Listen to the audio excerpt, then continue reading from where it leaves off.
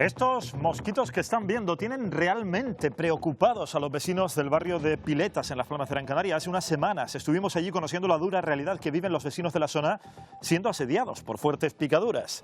Ahora la Consejería de Sanidad del Gobierno de Canarias activa el protocolo previsto en el sistema de vigilancia epidemiológica tras detectarse, atención, varios ejemplares adultos del mosquito de la especie Aedes aegypti. Pedro Santana, en Las Palmas de Gran Canaria, Conecta Canarias. Buenas tardes, Iván. Efectivamente, nosotros nos encontramos esta tarde en Conecta Canarias, en este barrio de Piletas, en Las Palmas de Gran Canaria, donde el Gobierno de Canarias ha confirmado la existencia de la Aedes aegypti, o conocido coloquialmente como el mosquito tigre. Y todo a raíz de una denuncia de un vecino que aseguraba a la Consejería de Sanidad del Gobierno de Canarias haber encontrado dentro de su vivienda algunos ejemplares. Desde ese momento, el Instituto de Enfermedades Tropicales, en colaboración con la Consejería de Sanidad, se ha trasladado hasta aquí, hasta este barrio de Piletas, para recabar más información, y efectivamente han encontrado ejemplares de este mosquito tigre y también miles de larvas de este mosquito. Los vecinos de este barrio llevaban denunciando, como dices, picaduras desde hace varios meses, pero no ha sido hasta esta semana cuando les han confirmado que efectivamente se trataba del mosquito tigre. La preocupación en este barrio de Piletas es tal que esta misma tarde el Gobierno de Canarias ha convocado en esta asociación de vecinos que ven a mis espaldas una reunión de urgencia para informar a los vecinos de todo lo necesario en relación a este mosquito y cuáles son las medidas que deben comenzar a tomar para erradicar de inmediato esta plaga que se está reproduciendo aquí en este barrio de Piletas y evitar que se propague por el resto de la isla de Gran Canaria. Y de mosquitos vamos a hablarles de ratas, porque presten atención, campan a sus anchas en Santa Cruz de Tenerife. Vamos a irnos hasta el barrio de Salamanca, donde los vecinos llevan denunciando desde hace más de un mes una situación que ya consideran insostenible. Ratas que van a ver a continuación, que pululan incluso en grupo en plena acera. Vamos a ver también la versión del ayuntamiento. Yo trabajo aquí en un obrador y mi socia y yo grabamos el vídeo por la noche porque íbamos a sacar la basura, y ya de hecho no la sacamos por la noche porque las ratas te saltan, te asustan, te corretean, te pueden morder. Entonces ese día del vídeo íbamos a sacar la basura, pero cuando vimos el panorama decidimos sacarla por la mañana, que es un poco más seguro. Esa es la realidad, no es ciencia ficción, pero sin embargo hoy sí que tenemos por delante un auténtico programa de cine.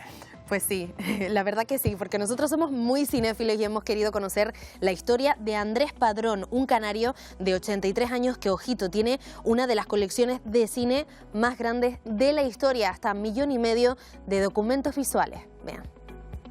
Decía, no me acuerdo quién era, qué actor me decía, dice: Andrés, tú no eres un coleccionista al uso, tú eres un coleccionista fuera de lo normal, esto no lo ha conseguido nadie. Será el de hoy un programa, ya lo ven, muy intenso. Vamos a tener mucha actualidad por delante y nos vamos a plantear dos preguntas, entre otras tantas, en la mesa de debate. ¿Debe seguir permitiendo el Gobierno del Estado el continuo ataque independentista al que está siendo sometido? Y por otro lado, otra pregunta también muy directa: ¿va a volver a Madrid a incumplir con Canarias, en este caso, con respecto a la agenda canaria que tanto nos afecta? Estas preguntas en nuestra habitual mesa de tertulia, hoy más intensa si cabe, porque va a ser política y va a ser muy intensa. Se lo adelantamos en Conecta Canarias. Nuestra entrevista del día: Augusto Hidalgo, vicepresidente del Cabildo de Gran Canaria y consejero de Obras Públicas. Con él vamos a hablar de muchos asuntos, por ejemplo, la postura del Partido Socialista en Canarias con respecto a la polémica ley de amnistía o su transición al Cabildo. Ya saben que fue durante 8 años alcalde de la ciudad de Las Palmas de Gran Canaria y ahora es vicepresidente del Cabildo de Gran Canaria. Y no nos podíamos olvidar nosotros en Conecta Canarias de volverles a hablar de la Navidad, porque nos encanta, y qué mejor para estos días que se aproximan, que ya queda muy cerquita la lotería de Navidad, Nochebuena, pues ir a visitar otro Belén. Ya estuvimos visitando un Belén de Lego ayer, hoy vamos a visitar otro muy peculiar que les encantará, un Belén canario. Así es, no nos perdemos los belenes, las inauguraciones navideñas, un programa hoy cargadísimo de contenidos, mucho entretenimiento, en tan solo unos minutos, aquí, en Televisión Canaria. En su casa, hasta ahora.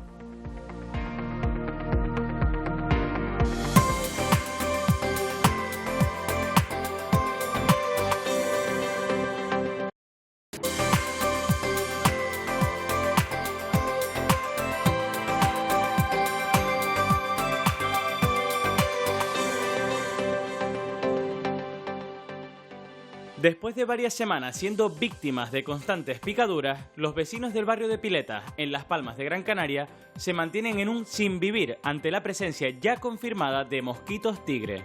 Hoy, en Conecta Canarias, te contamos la última hora.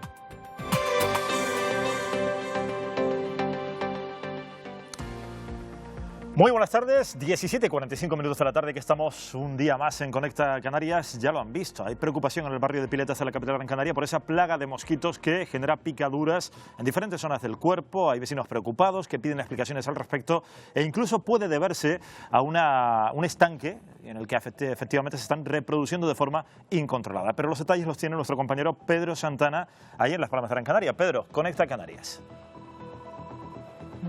Buenas tardes, Iván, buenas tardes a todos. Efectivamente nos hemos venido hasta este barrio de Piletas, en Las Palmas de Gran Canaria, donde, como dicen, el gobierno de Canarias ha confirmado la existencia del mosquito tigre, de la Aedes aegypti. Un insecto que se ha logrado encontrar a raíz de una denuncia de un vecino que esta semana alertaba a la Consejería de Sanidad de haber encontrado varios ejemplares dentro de su vivienda. Desde entonces, la Consejería de Sanidad y el Instituto de Enfermedades Tropicales han trasladado a varios equipos hasta este barrio de Piletas para recabar más información sobre la existencia de este mosquito y efectivamente han recogido algunos ejemplares y miles de larvas de este mosquito tigre del que los vecinos se llevaban quejando varios meses. De hecho, alertaban de que habían sufrido numerosas picaduras, pero no sabían identificar a qué se debían. Ahora sí, ya sabemos que se trata del mosquito tigre, un mosquito que está generando gran preocupación en este barrio. De hecho, el gobierno de Canarias ha ordenado una reunión en esta asociación de vecinos que ven ustedes a mis espaldas de urgencia esta misma tarde para informar a los vecinos de todo lo necesario relacionado con este mosquito y cuáles son las medidas que deben comenzar a tomar para erradicar de inmediato esta plaga que se está reproduciendo con rapidez en este barrio de Piletas y evitar así que se desplace a otros puntos de la isla de Gran Canaria. Bueno, pues seguiremos muy pendientes de lo que pase en el barrio de Piletas, en Las Palmas de Gran Canaria, que se encuentre esa solución pronto con esa activación del protocolo de salud pública. Y de una plaga nos vamos a otra. Vamos a hablarles de ratas, porque seguimos muy pendientes de la situación en el barrio de Salamanca. En la capital tinerfeña, las ratas deambulan con total libertad. Los vecinos afirman desde principios de noviembre que la situación es insostenible, que no aguantan más que grandes ratas pululen, incluso en grupo, cerca de contenedores, de alcantarillado, y demandan una solución inmediata a esta problemática. Bueno, ampliaremos la información también con la versión del ayuntamiento, que sé que están trabajando en este sentido, y otros asuntos también en nuestra mesa de debate que vamos a presentar de inmediato. Hoy tenemos una mesa política en este jueves 14 de diciembre. Le vamos a dar la bienvenida a Elena Mañez del Partido Socialista y a Onalia Bueno de Coalición Canaria. Muchas gracias a las dos. Buenas tardes. Buenas tardes. Nos acompañan también Carmen Hernández, Nueva Canarias, y Sonsoles Martín del Partido Popular. Bienvenidas y gracias por estar aquí. Bueno, y el primer tema del que vamos a hablar es de que ya se ha hablado de inmigración en esa nueva legislatura, en este caso por parte de la diputada de Coalición Canaria en el Congreso, Cristina Valido, que ha sido muy contundente en su discurso en el Congreso. Ha exigido más solidaridad y menos demagogia a la hora de afrontar la crisis migratoria, sobre todo en la ruta atlántica, que se ha intensificado, y ha demandado medidas adicionales con el objetivo, pues, de mejorar toda esta situación. Vean. Ustedes han visto un cayuco de 160 personas con muertos y niños con brotes psicóticos después de estar perdido en el mar más de 15 días. Les invito a verlo. Señorías, 35.000 personas han llegado a Canarias en un año, a nuestro pequeño territorio, y lo lamento por las comunidades escandalizadas de que les llegan los inmigrantes sin avisar. A nosotros no nos avisa nadie. No nos avisa nadie de las miles de personas que están saliendo. No las encontramos en nuestras costas. O sea, que hay que reunir a toda una interterritorial de señoras y señores responsables de derechos sociales, preocupados por la infancia, para distribuir 300 menores. Solo el mes pasado llegaron 936 a Canarias. Nos preocupan los menores cuando los vemos por la tele, cuando los vemos llorar en Ucrania, en Palestina o en cualquier otro territorio, pero que se queden allí, ¿no? Que no vengan. O la cuestión es el color de la piel.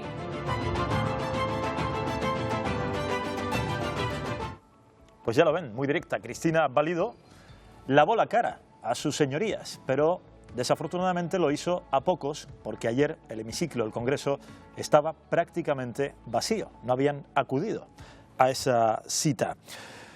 ¿Está Canarias abandonada a su suerte en lo que a la inmigración se refiere por parte del Estado? Onalia Bueno, pregunta muy directa como regidora de un municipio que precisamente ha acogido a muchos migrantes durante muchos años. Bueno, sí, por supuesto que Canarias sigue abandonada a su suerte porque no se llevan a cabo y no se toman las decisiones como se tendrían que tomar por parte de la parte migratoria. Recordar el muelle de Arguinín, después la Restinga, después bueno, otros muelles de Canarias donde llega la migración y sobre todo el trato que se les da y el tema de menores, que es lo que estamos hablando ahora. Si bien es cierto que el Gobierno de España, según ha pasado las crisis migratorias, ha ido mejorando, entre comillas, cómo abordar la situación. Sí es cierto que, por ejemplo, en el Hierro prácticamente los mayores salían de forma inmediata hacia Tenerife y después de Tenerife salían hacia la península, eso sí es cierto, pero aquí tenemos muchísimos menores que incluso una gran parte de esos menores supuestamente son mayores, pero tienen que llevar a cabo esas pruebas que identifiquen que son mayores de edad. Entonces, todo esto se va dilatando.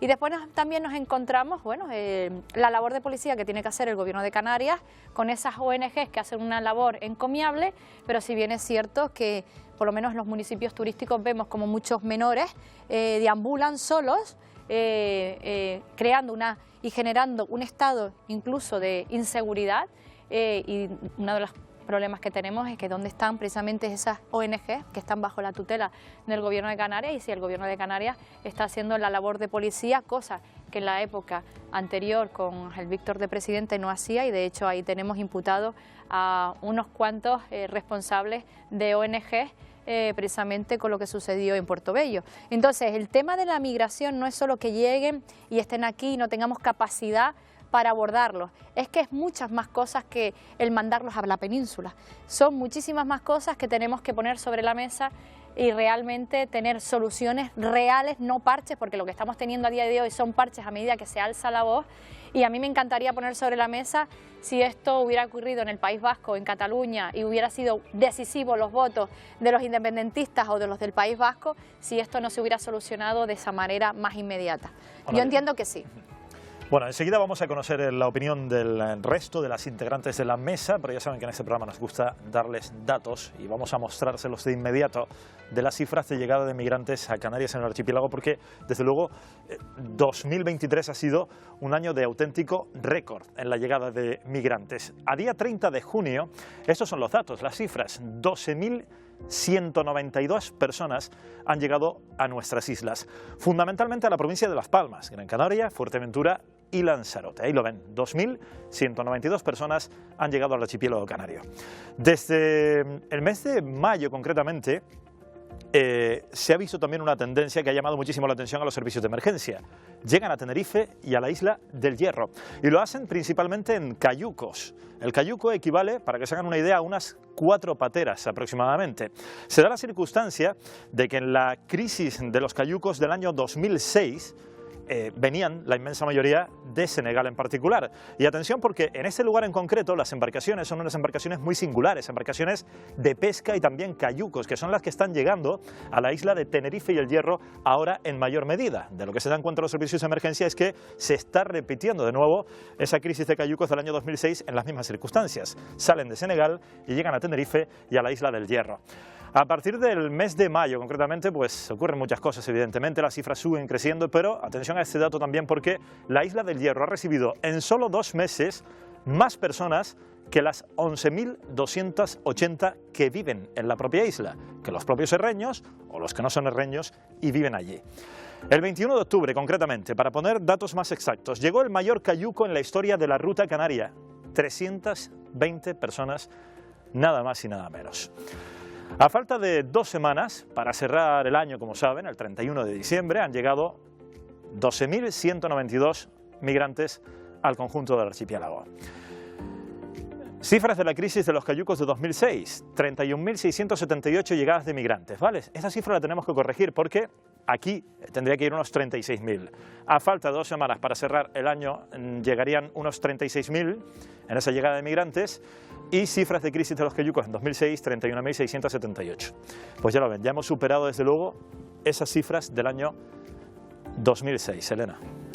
Pues sí, son cifras pues que hay que analizar y sobre todo, y relacionándolo con ese discurso de Cristina Valido, que también mencionó el tema del mando único, que el ministro de Interior, Grande Marlaska, pues se mostró dispuesto a negociar, a que eso sí se puede hablar, pero aseguró que la coordinación entre esos distintos ministerios porque se pueden dedicar a abordar esa crisis migratoria ha sido perfecta.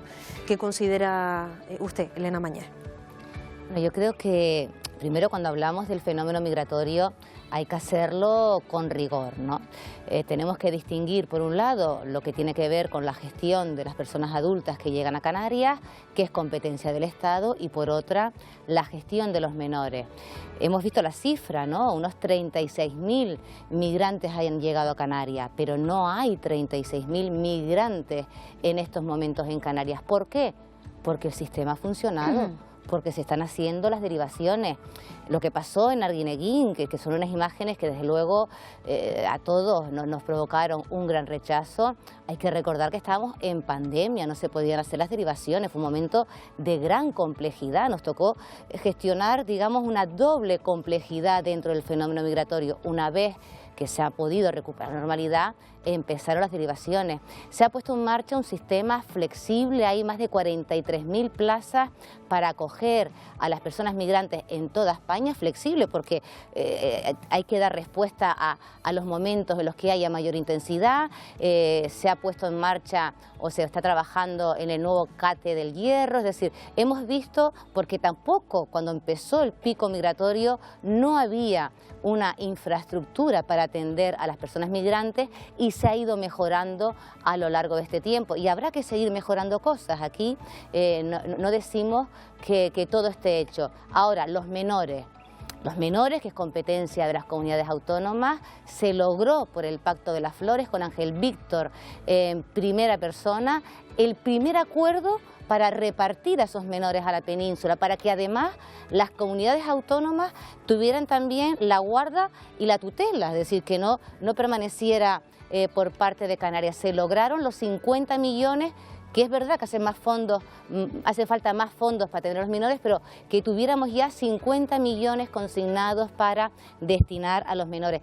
Y la solución, y lo decía Cristina Valido, yo creo que en eso ya estamos de acuerdo todos y todas, eso no tiene ya discusión ninguna, y además es un acuerdo que hemos alcanzado en el acuerdo firmado con Coalición Canaria, que hay que reformar la legislación para que este reparto no dependa de la buena voluntad, que este año el reparto sean 300 y pico menores con el volumen que llegan a Canarias es absolutamente insuficiente. La solidaridad de las comunidades autónomas está siendo insuficiente, por lo tanto habrá que legislar para que esos repartos, en función de las capacidades de los territorios, se ajusta, porque lo que no es justo es que Canarias, territorio de llegada, pues tenga que asumir en solitario, digamos, este esfuerzo. Pero tampoco se puede decir brevemente, porque hay que tener cuidado con los mensajes, no se puede decir que los menores que deambulan sueltos por ahí, pues generan preocupación,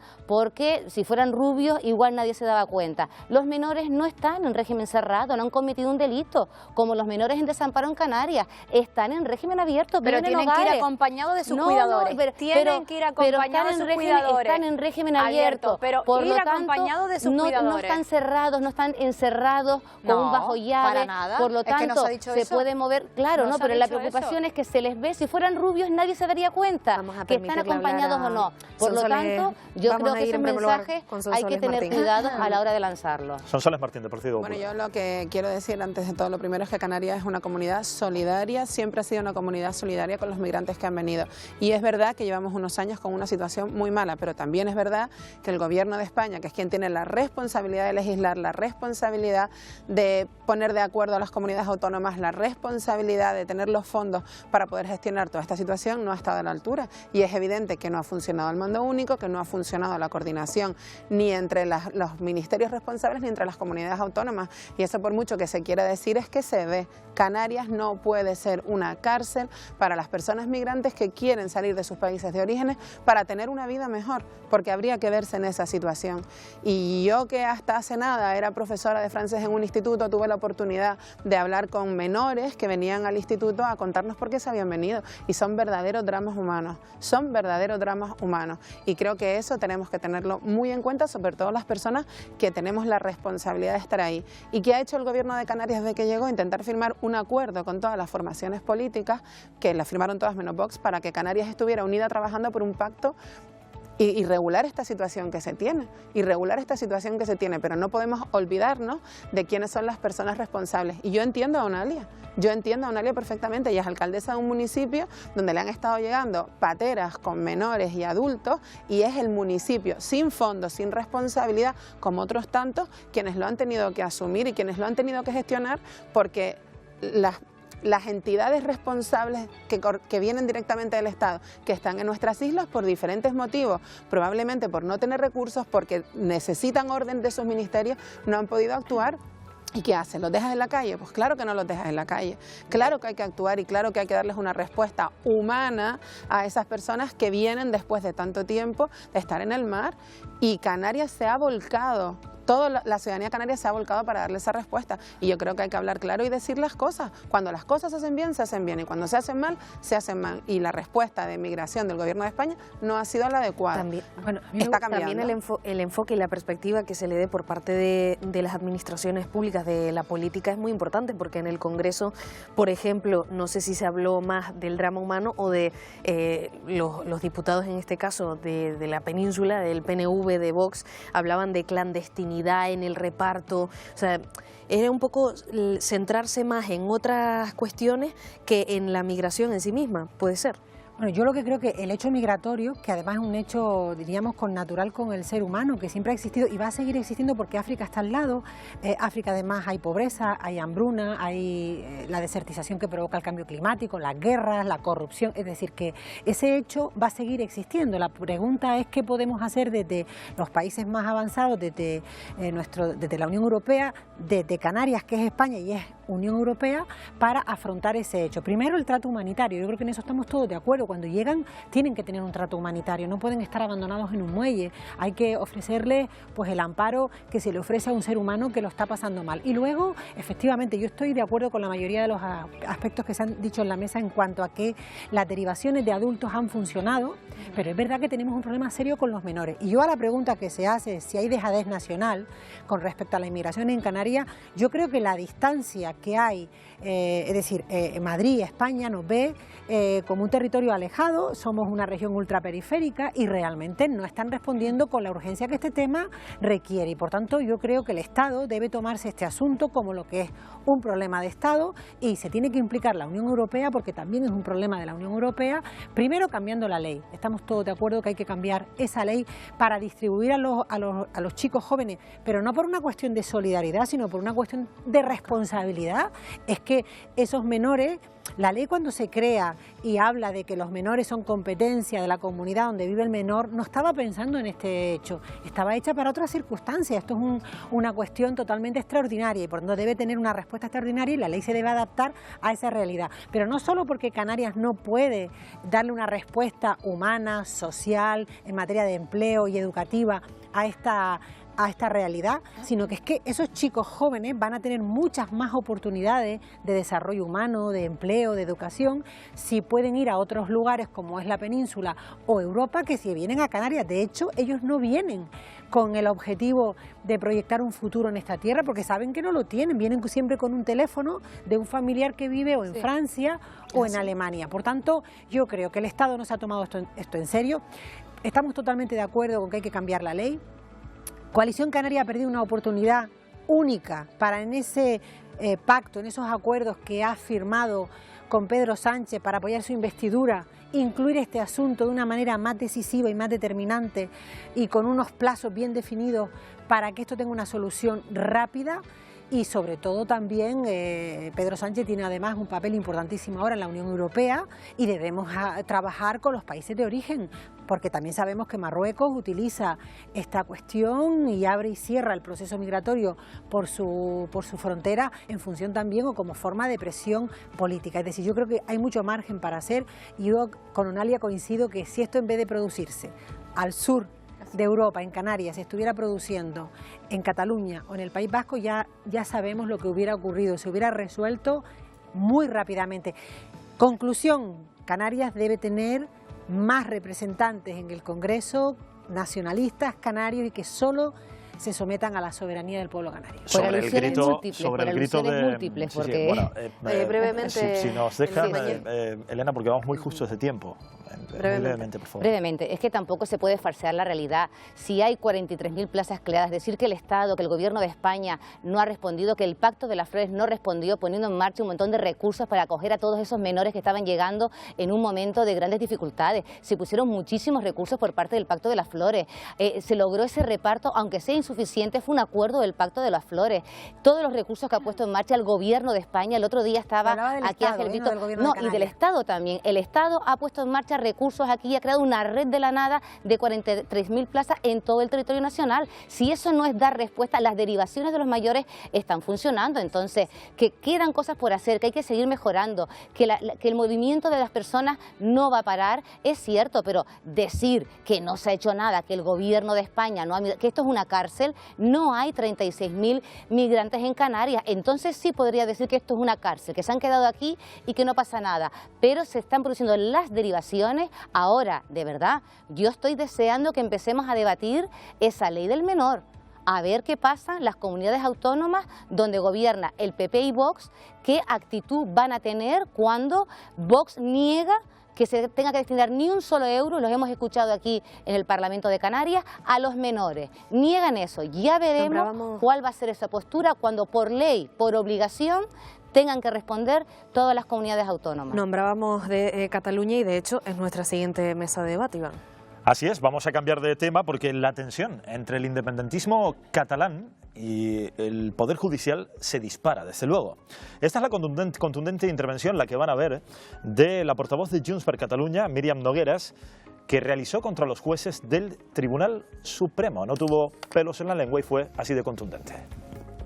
Personatges obscurs com el coronel Baena, més conegut a les xarxes socials com Tácito, o com Pérez de los Cobos, els dos germans, el que és jutge i el que és policia. En col·laboració amb altres personatges com Marchena, còmplices de la politització de la policia i també de la justícia espanyola, juntament amb personatges indecents com Espejel, Lesmes, Llarena, Lamela i tants altres, en un país normal serien cessats i jutjats d'inmediat. Bueno, se han pronunciado conjuntamente la Asociación Profesional de la Magistratura, la Francisco de Vitoria, el Foro Judicial Independiente, la Asociación de Fiscales y la Profesional e Independiente de Fiscales. Falta por pronunciarse la progresista en este caso. ¿Se está poniendo en peligro la independencia judicial? Sonsoles Martín. Bueno, yo creo que declaraciones como estas merecen todo nuestro rechazo porque primero, hablar de personas, para hablar de personas hay que tratarlas con sumo respeto y lo que ha hecho esta diputada es faltarles el respeto, no solo a ellas como personas, sino a la tarea que desarrollan. Los ha tildado de personajes indecentes. Los ha tildado de personajes indecentes y son jueces que velan por el bienestar de nuestro país y además que son la justicia. Hay que creer en ella, hay que defenderla y debe ser independiente. Y esto pone y además la justicia lo que cumple es lo que le dictan las leyes que al final se aprueban en el Parlamento. Que claro, ahora vemos que el Partido Socialista, aquellas leyes que no les gustan, van y las cambian para comprar 7 votos y mantenerse en el poder. Y vemos que hay comunidades de primera y comunidades de segunda, como hemos visto antes en el tema de la migración, que aquí en esta mesa ha salido. Si esto fuera Cataluña o País Vasco, nos tratarían de manera diferente. Yo creo que se está poniendo en jaque el Estado de Derecho.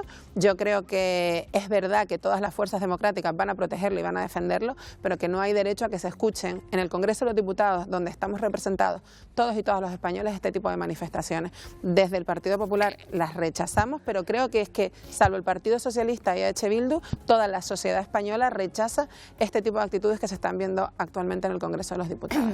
Este es el comienzo, nos quedan 4 años por delante. Elena Mañez, esto desde luego promete. Sí, va a ser una legislatura intensa, pero yo creo que aquí no está en peligro nada, que precisamente lo que tenemos o lo que deberíamos de normalizar es que existe separación de poderes, que el legislativo legisla, contando con las personas que legítimamente ocupan un escaño en el Congreso de Diputados, nos guste más o menos, yo difiero radicalmente de las posturas de Vox, pero ocupan un escaño en el Congreso porque la ciudadanía les ha votado. Por lo tanto, todos esos escaños que están ahí son legítimos porque han obtenido el respaldo de la ciudadanía.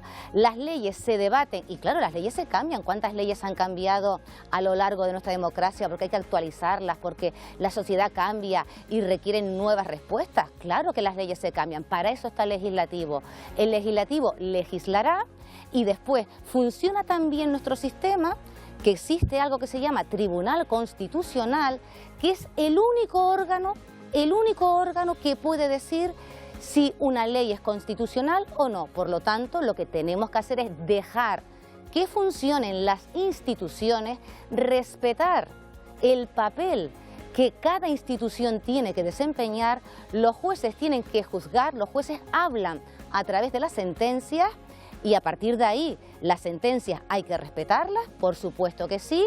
El legislativo legisla y hay que respetar que entren en el Parlamento leyes que se debatan, porque esa es el espacio de pluralidad y de la soberanía nacional representada a través de las urnas, ¿no? Que es totalmente legitimidad de cada uno de los diputados y diputadas. Coincida yo con algunos más y con otros absolutamente en nada, y por lo tanto es que yo cuando oigo esas expresiones de España se rompe, está en peligro la independencia del Poder Judicial. Mire, a mí lo que me preocupa del Poder Judicial es que tenemos el Consejo General del Poder Judicial que no ha sido renovado, que lleva con un mandato de más de 2 años, desde 2018, sin renovar, y eso desde luego no es el normal funcionamiento tampoco que deberíamos tener un Consejo General del Poder Judicial ya renovado desde hace mucho tiempo, y ha habido un bloqueo permanente por parte del Partido Popular para que no se renueve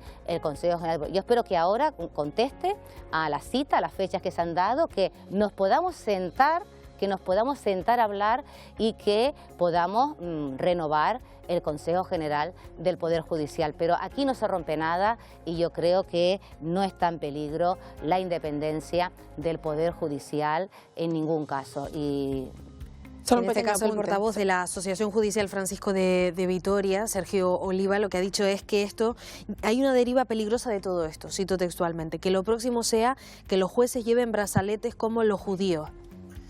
Un pequeño punto.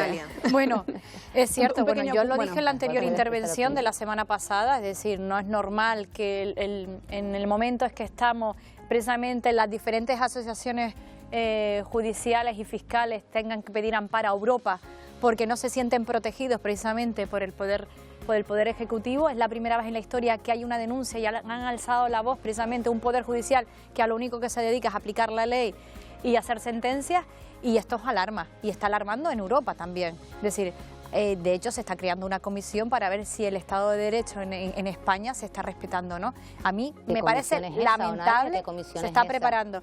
Me parece lamentable por la sencilla razón que es muy indecente. Dame el dato de la comisión, porque decir que se está creando una comisión en Europa, cuando Europa dice que y poniendo nombres de magistrados del Tribunal Supremo y de otros ámbitos, con nombre y apellido, diciendo que poco menos somos un país de aquella manera. Es decir, a mí eso me da mucho que pensar. Y bueno, yo lo que confío es que el Poder Judicial siga siendo el muro de contención para que el gobierno de Pedro Sánchez y su pacto con Junts, sobre todo con los independentistas, pues no se flaquee. Es decir, tenemos que parar de poderes, tenemos que parar. Estás diciendo que el Poder Judicial intervenga, controle al gobierno. No, separación de poderes. Eso lo has dicho tú. Te recuerdo el muro de contención para que el gobierno de Pedro Sánchez te recuerdo que Pedro Sánchez decía que él controlaba la Fiscalía. También te lo recuerdo. Así que yo lo único que espero que el Poder Judicial es el que pare este desmán que está sucediendo el Tribunal Constitucional. El Tribunal Constitucional, después del Tribunal Constitucional, iremos a Europa para que Europa le diga a España que tiene que respetar la división de poderes. Perdón, Carmen Hernández, por favor. Perdón, Onalia, Elena. Porque no está sucediendo. Elena Mañez, por favor. Onalia, por favor. Onalia, no lo ha dicho Europa, lo que ha dicho Bolaño. Yo creo que todo el mundo se Elena Mañez. por favor. Sí. Perdón, Carmen Hernández, ya no sé ni lo que... Yo creo que está habiendo una especie de tendencia increciendo de ir todo el mundo a exagerar y a magnificar todo. Primero, deberíamos acostumbrarnos a que todos los poderes pueden ser criticados y cuestionados. La libertad de expresión ampara a todos los españoles y por tanto también el Poder Judicial puede ser de alguna manera criticado. Yo estoy totalmente o radicalmente en contra de esas expresiones que se han usado, porque una cosa es la crítica, el cuestionamiento, y otra cosa son las faltas de respeto y las afirmaciones que atentan a la dignidad de las personas. Por tanto, yo creo que esa portavoz de Junts se ha excedido totalmente. Pero la separación de poderes tiene efectos en todas las direcciones, es decir, igual de malo es que los gobiernos interfieran en el Poder Judicial que el Poder Judicial haga injerencia en los gobiernos. Eso para empezar. Segundo, quien legisla, quien hace las leyes que luego aplican los jueces, no es el señor Sánchez ni el Partido Socialista, es el Poder Legislativo. Es el Congreso, son los diputados legítimamente elegidos por los ciudadanos, es decir, son los ciudadanos los que legislamos a través, en una democracia parlamentaria, pues a través de sus diputados. Y si nosotros en Canarias, yo como diputada, Elena como diputada y Sonsoles, legislamos por la confianza que los ciudadanos nos han dado al nombrarnos diputados. Por tanto, las leyes no las hacen los partidos, las hacen los representantes de los ciudadanos. Y ese es el Poder Legislativo. Luego está el Consejo General del Poder Judicial, que es el Poder Judicial que debe aplicar las leyes. Por tanto, hemos visto también a jueces y al Poder Judicial cuestionar una amnistía cuando no es su papel. Es decir, lo que decía Onalia, los jueces no están para controlar a los gobiernos. Esto entonces sería, la separación de poderes no existiría y por tanto sería que son los jueces los que se exponen por encima de la soberanía popular. Nuestra Constitución es clara.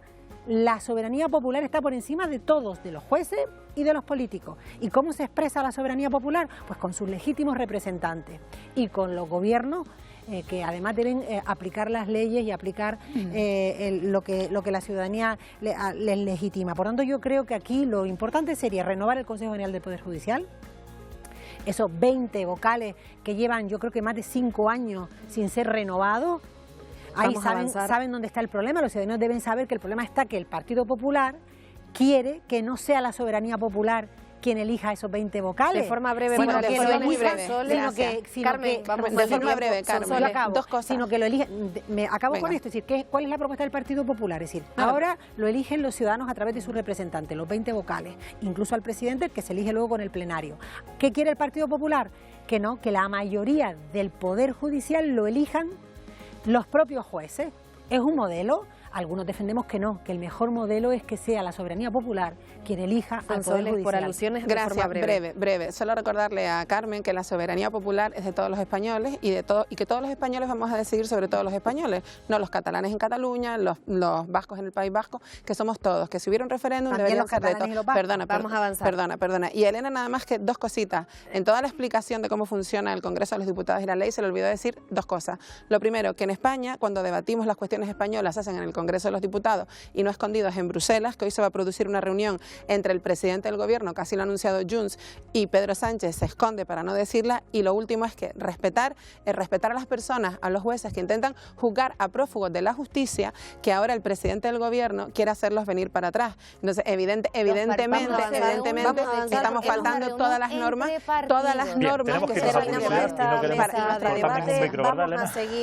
se vamos a seguir avanzando en Conecta Canarias. Vamos a parar unos minutitos, pero después no se pueden perder nuestra mesa de debate, que seguro que será tan intensa como esta, porque vamos a hablar del traslado de los mayores en el municipio de Mogán a centros sociosanitarios en vez de a apartamentos como se tenía planteado en un principio, en este caso por el Pacto de las Flores. Vamos a hablar de eso. También vamos a hablar de lo que les comentábamos al principio, de esos mosquitos tigre que han aparecido en Piletas, en el barrio de Piletas, en Las Palmas de Gran Canaria.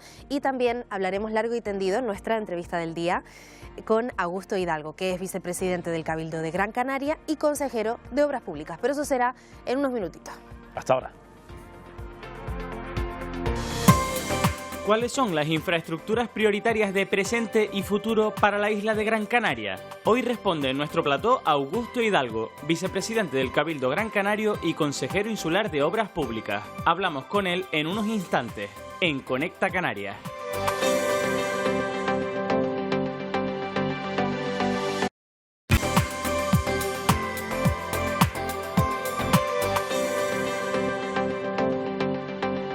la proximidad de las fechas navideñas, muchos animales sufren las consecuencias del uso descontrolado de la pirotecnia. Tiene mucho miedo. Cuando sale al fin de año es insoportable. Se esconden abajo de las mesas, abajo del sofá. Te lo contamos en unos minutos en Conecta Canarias.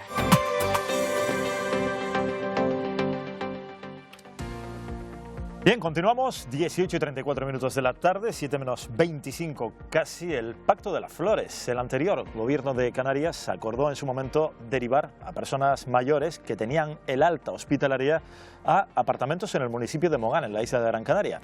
La alcaldesa de ese municipio en particular, que se encuentra aquí con nosotros en la mesa, se negó a ello y el gobierno de Canarias finalmente ha derivado a todas esas personas mayores, 17 concretamente, hace 2 semanas, a centros sociosanitarios. Finalmente no fueron a los apartamentos. Sonalia, directamente creo que la primera impresión debe ser la suya. Sí, bueno, lo que se ha acostumbrado otras administraciones es que Mogán es el comodín para llevar a cabo o para manifestar la ineficacia por parte del Cabildo de Gran Canaria o el Gobierno de Canarias con el Pacto de las Flores, porque hay que decir que esto se firmó antes de las elecciones, antes de que Coalición Canaria fuera gobierno, es decir, la decisión de habilitar un complejo turístico para mayores con el visto bueno del Servicio Canario de Salud, que dice que es el que le daba la acreditación. Sí, eso está bien, pero quien le tiene que dar la licencia para saber si es compatible o no ese uso de ese complejo en una zona turística es el ayuntamiento.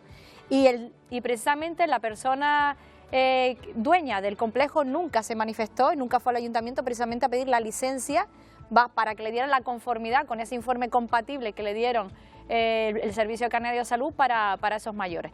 De hecho, eso nunca podía ocurrir por la sencilla razón que estamos en una zona de un suelo turístico y por tanto los suelos turísticos se tiene que respetar el uso turístico y no cabe eso. ¿Y por qué digo eso? Porque mira, es sencillo, es decir, en el plan sociosanitario que se firmó precisamente en la primera legislatura de Fernando Clavijo con Cristina Valido, para el Cabildo de Gran Canaria se comprometió a llevar a cabo 1.301 plazas durante 8 años. Ese plazo termina ahora, 31 de diciembre, y ahora el Cabildo de Gran Canaria tiene que devolver más de 6 millones de euros por no haber implantado esas 1.301 plazas. 14 de diciembre, que es el día que nos encontramos hoy. ¿Ustedes saben cuántas plazas ha construido el Cabildo de Gran Canaria durante 8 años? 84. Por tanto, eso que se responsabilice a la alcaldesa de Mogán diciendo que es una insolidaria con los mayores, ¿qué es esto y qué es lo otro? Tendríamos que mirar hacia otro prisma. Por otro lado, los turoperadores no quieren, estamos viendo justamente la parte trasera de la imagen, ahora no, estamos viendo el complejo turístico. Ni siquiera los turoperadores contratan, sí, ni siquiera los turoperadores contratan ese complejo porque están en unas condiciones que ni son óptimas para el turista y menos son óptimas para nuestros mayores. O sea, ese complejo es el que iba a alojar a los 17 No, se alojaron mayores. 17 hasta que esta alcaldesa alzó la voz diciendo que ese complejo no reúne las condiciones para tener a nuestros mayores con dignidad. Nuestros mayores tienen que estar en centros sociosanitarios y esta alcaldesa no es responsable de la ineficiencia ni ineficacia que otras administraciones no hayan cumplido en tiempo y forma para tener camas alojativas. Ahora tenemos muchísimos mayores en Canarias, creo que son más de 500 mayores, creo que son 200 y pico en Gran Canaria, donde tendrían que esos mayores haber estado disfrutando en este momento, a día de hoy, o con mucha más antelación, de precisamente ese plan sociosanitario que se tenía que haber llevado a cabo en su totalidad con esas 1.301 plazas y no devolver 6 millones de euros. Según la consejera de Sanidad que estuvo hace poquito en Conecta Canarias, Esther Monzón, dio el dato, 518 personas mayores que están dadas de alta pero siguen en los hospitales pues porque necesitan esas condiciones especiales de un centro sociosanitario. Elena Mañez estuvo en el Pacto de las Flores por alusiones directas. Sí, yo creo que aquí hay que, a la pregunta, ¿no?, de ¿tienen que estar los mayores alojados en centros sociosanitarios o en apartamentos? Tienen que estar alojados en centros que tengan la acreditación para prestar servicios como centros sociosanitarios. Claro, si tú tienes la acreditación, si ha habido unos técnicos que han ido y le han dado la acreditación, eso es una cosa. Otra cosa es la licencia del ayuntamiento. Por lo tanto, cualquier persona, cualquier empresa que quiera abrir un centro sociosanitario tiene que cumplir una serie de requisitos, tiene que acreditarse como centro sociosanitario, eso es un trámite que tiene que cubrirse y a partir de ahí, si se le concede la acreditación, podrá prestar los servicios. Tenemos una realidad que es la de las personas con alta hospitalaria, que son personas que ya no tienen un problema de salud y que requieren de una plaza sociosanitaria, y de lo que se trataba era de buscar una solución hasta que esas plazas estuvieran. Ahora sobre el plan, porque ya que ha salido lo del plan de infraestructuras sociosanitarias, que como bien dice Onalia, fue una iniciativa del anterior gobierno de Clavijo, en aquel momento yo era consejera del Cabildo de Gran Canaria y ya le dijimos a la consejera Valido en su momento que ese plan era irrealizable en las condiciones en las que estaba planteado, que iba a haber muchas dificultades porque el suelo no surge de la nada, hay que buscar el suelo, hay que licitar. Se hizo un trabajo pidiendo suelo a los ayuntamientos y después esa labor que la ha continuado mi compañera Isabel Mena ha hecho un gran trabajo, un gran esfuerzo a la hora de que esas plazas se vayan culminando. Y ahora, ¿qué me preocupa a mí? Pues el presupuesto de 2024 del Gobierno de Canarias, porque no está presupuestado en 2024 cuando ya los cabildos, el Cabildo de Gran Canaria y otros tienen licitadas las plazas, tienen las obras ya en proceso de licitación, que no haya incluido en el presupuesto de 2024 las cantidades correspondientes que tenía que presupuestar para el plan de infraestructuras, con lo cual tendrá que ser el Cabildo, si eso no se corrige en algún momento, quien tenga que asumir ese esfuerzo para cumplir y culminar las obras que están en marcha. Por lo tanto, hay que garantizar la atención digna y adecuada a nuestros mayores. Hay un procedimiento que es de acreditación de los centros, que lo hacen técnicos. Yo no he visto, no he estado en el procedimiento de acreditación, pero si se le dio la acreditación para prestar los servicios, se entiende que cumple las condiciones. Pues también hay mecanismos para hacer seguimiento, para comprobar que son las condiciones. Elena, Sonsoles Martín, del Partido Popular. Rogamos, por favor, eso es importantísimo, intervenciones más breves, ¿de acuerdo? Y por otro lado, recordemos también que hay mucha gente que los términos técnicos que utilizamos en la mesa no los entienden directamente, porque yo prácticamente me cuesta digerirlos. Así que imagínense en casa también. Voy a intentar ser clara. Vamos. Escuchando la intervención de Elena, la verdad que por una parte dice que el suelo, el ayuntamiento no tiene por qué tenerlo calificado como sociosanitario, pero que realmente solo... Sí, que es lo que has insinuado, pero realmente que los ayuntamientos no han dado suelo al Cabildo de Gran Canaria para construir infraestructura sociosanitaria. Has dicho que el Cabildo... Perdona, Elena, yo no te he interrumpido. No pongas palabras, es que yo no te he interrumpido. Porque si pones palabras en mi boca, es que no te he interrumpido. Si tú dices en la literalidad de tus palabras que el Cabildo de Gran Canaria...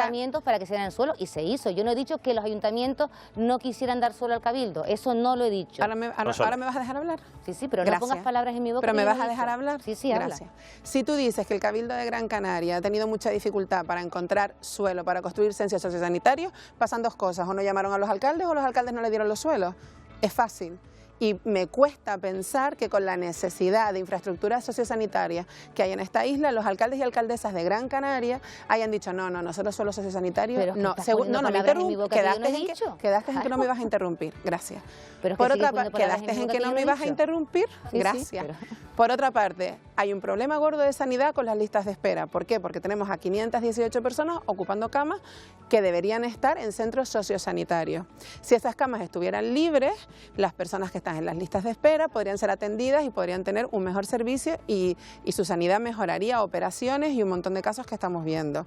Y está clarísimo que si en el año 2023 hay un 50% del dinero sin ejecutar, y perdona Elena, pero sabes igual que yo que el Gobierno de Canarias ha ampliado el plazo para justificar el primer plan de infraestructura sociosanitaria y además ha puesto 83 millones de euros, que es cierto, es financiación compartida para el segundo plan de infraestructuras, lo que habrá que esperar es que el Cabildo, en este caso de Gran Canaria, lo ejecute. Y yo desde aquí hago un llamamiento a los alcaldes y alcaldesas de Gran Canaria a que el suelo que tengan disponible como infraestructura sociosanitaria llamen al Cabildo de Gran Canaria y se lo ofrezcan para que estos planes puedan ser ejecutados. Los procesos de contratación se encarga el Cabildo, yo ahí ya no te puedo ayudar, pero lo que está claro, que el dinero está, que lo que falta es la gestión y que la realidad es esa.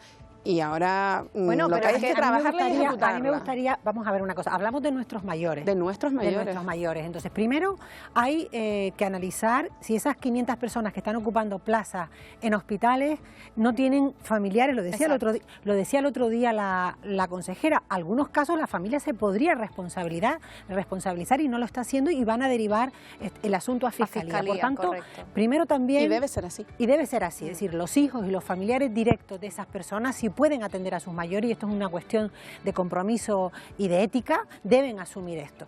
¿Dónde van a estar mejor los mayores? Pues sin duda con sus familiares o en un centro sociosanitario con los recursos y la especialización necesaria para que estén en buen estado. No podemos pensar que el Cabildo de Gran Canaria, vamos a ver, todos los cabildos, todos, no solo el de Gran Canaria, han tenido graves problemas para implementar el plan sociosanitario. Para empezar, porque pasa como con la vivienda. El tema de la disposición del suelo, la calificación del suelo, luego que si los procesos de licitación, es decir, hay una burocracia y una legislación en torno a la construcción de edificios públicos que ahora afecta a lo sociosanitario, pero que podríamos hablar largo y tendido sobre por qué en Canarias durante 10 años no se ha construido una vivienda pública. Y tiene que ver mucho con esto, con dejación política en algunos casos, pero también con los problemas burocráticos. Entonces, el Cabildo de Gran Canaria se ha dicho hoy aquí que no ha hecho nada. No es verdad, no es verdad. Durante el año 2023 el Cabildo ha activado la puesta en marcha de 567 plazas en diferentes estados, que no solo es construir nuevos centros, sino adaptar infraestructura. Por ejemplo, en el 23 de manera efectiva se anunció, y así están los medios, que se han puesto en marcha 144 plazas. Y en este momento están acabándose en Taliarte 120 y les invito a... Es el edificio nuevo, ¿no? El edificio nuevo, está precioso y además un formato distinto. Luego yo lanzo otra reflexión.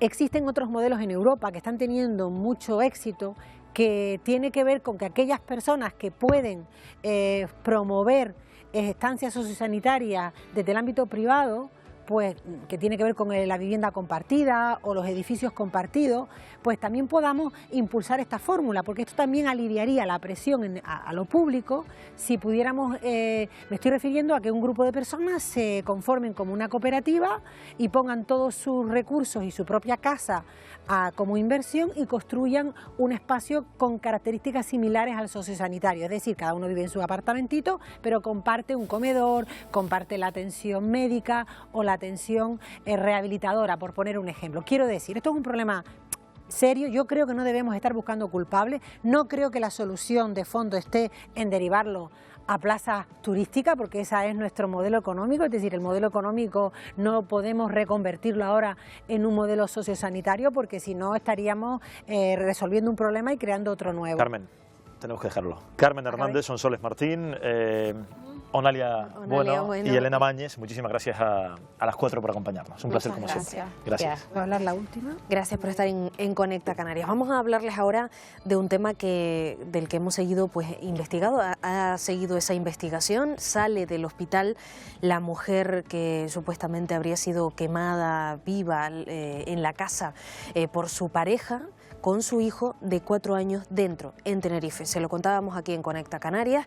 La mujer de 35 años habría sufrido esas quemaduras graves, incluso se le indujo un coma y ahora ha podido salir del hospital. El presunto agresor permanece en prisión preventiva. Vamos a saber la última hora de manos de Ana Brito, directora del Instituto Canario de Igualdad. Muy buenas tardes.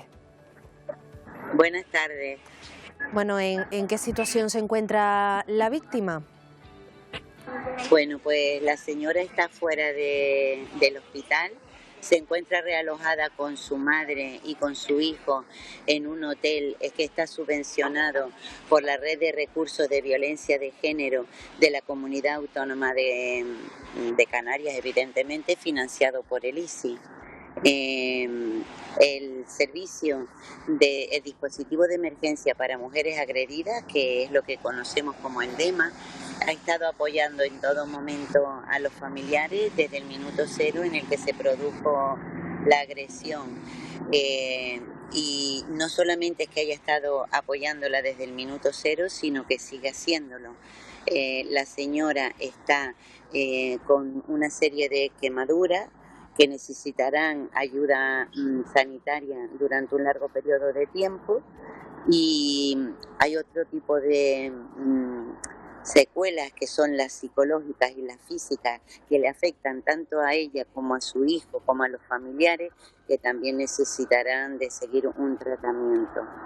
Un terrible caso, señora Brito, que la Guardia Civil precisamente continúa investigando para esclarecer los hechos que ocurrieron exactamente, ¿verdad?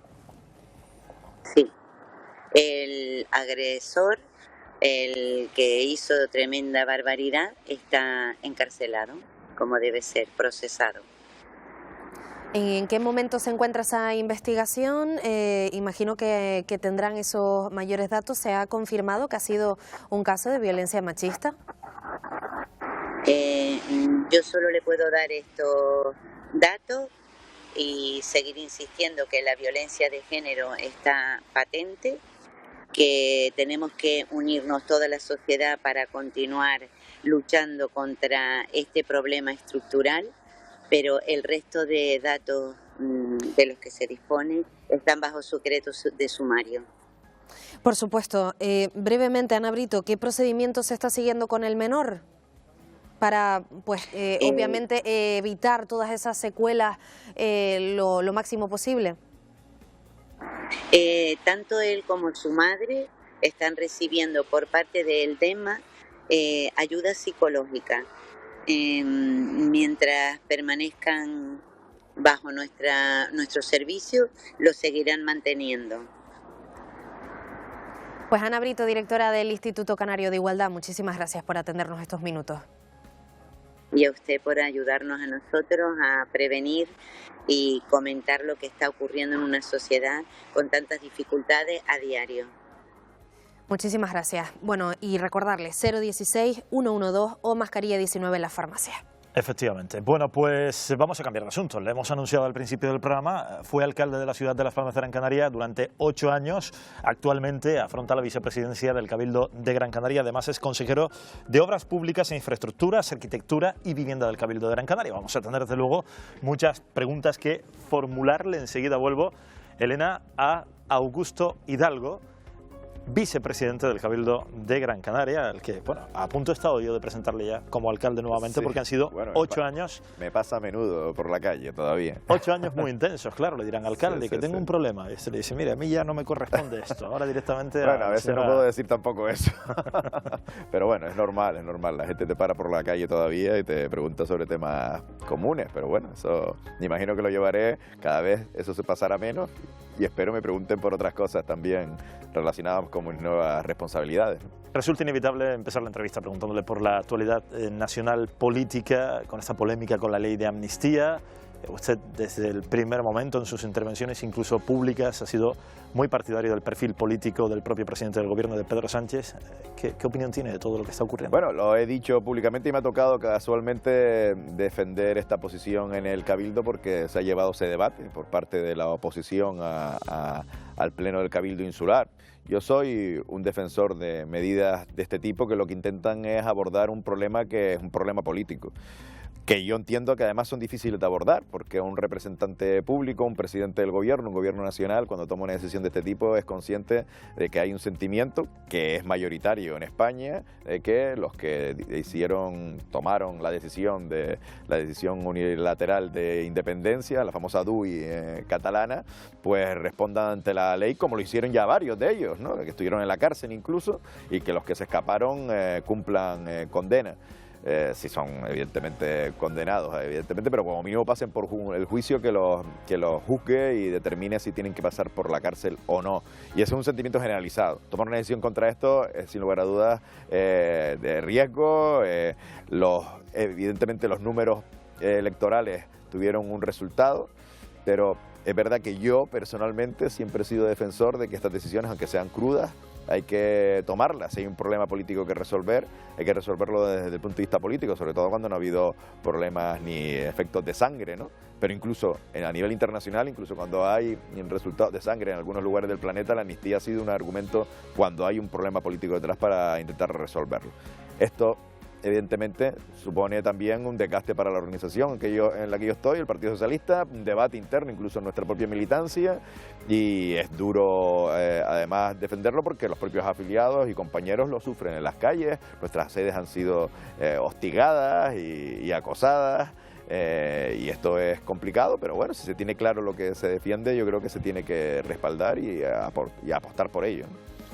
Volvemos a Canarias. ¿Cómo ha sido esa transición? Decíamos, de 8 años como alcalde de la ciudad de La Frontera en Canarias a ser ahora vicepresidente del Cabildo. Bueno, son 8 años. Hay que recordar siempre que la ciudad de Las Palmas de Gran Canaria tiene la peculiaridad política de que solo 2 alcaldes han estado 8 años seguidos llevando el mandato de la ciudad, solo José Manuel Soria y ahora yo.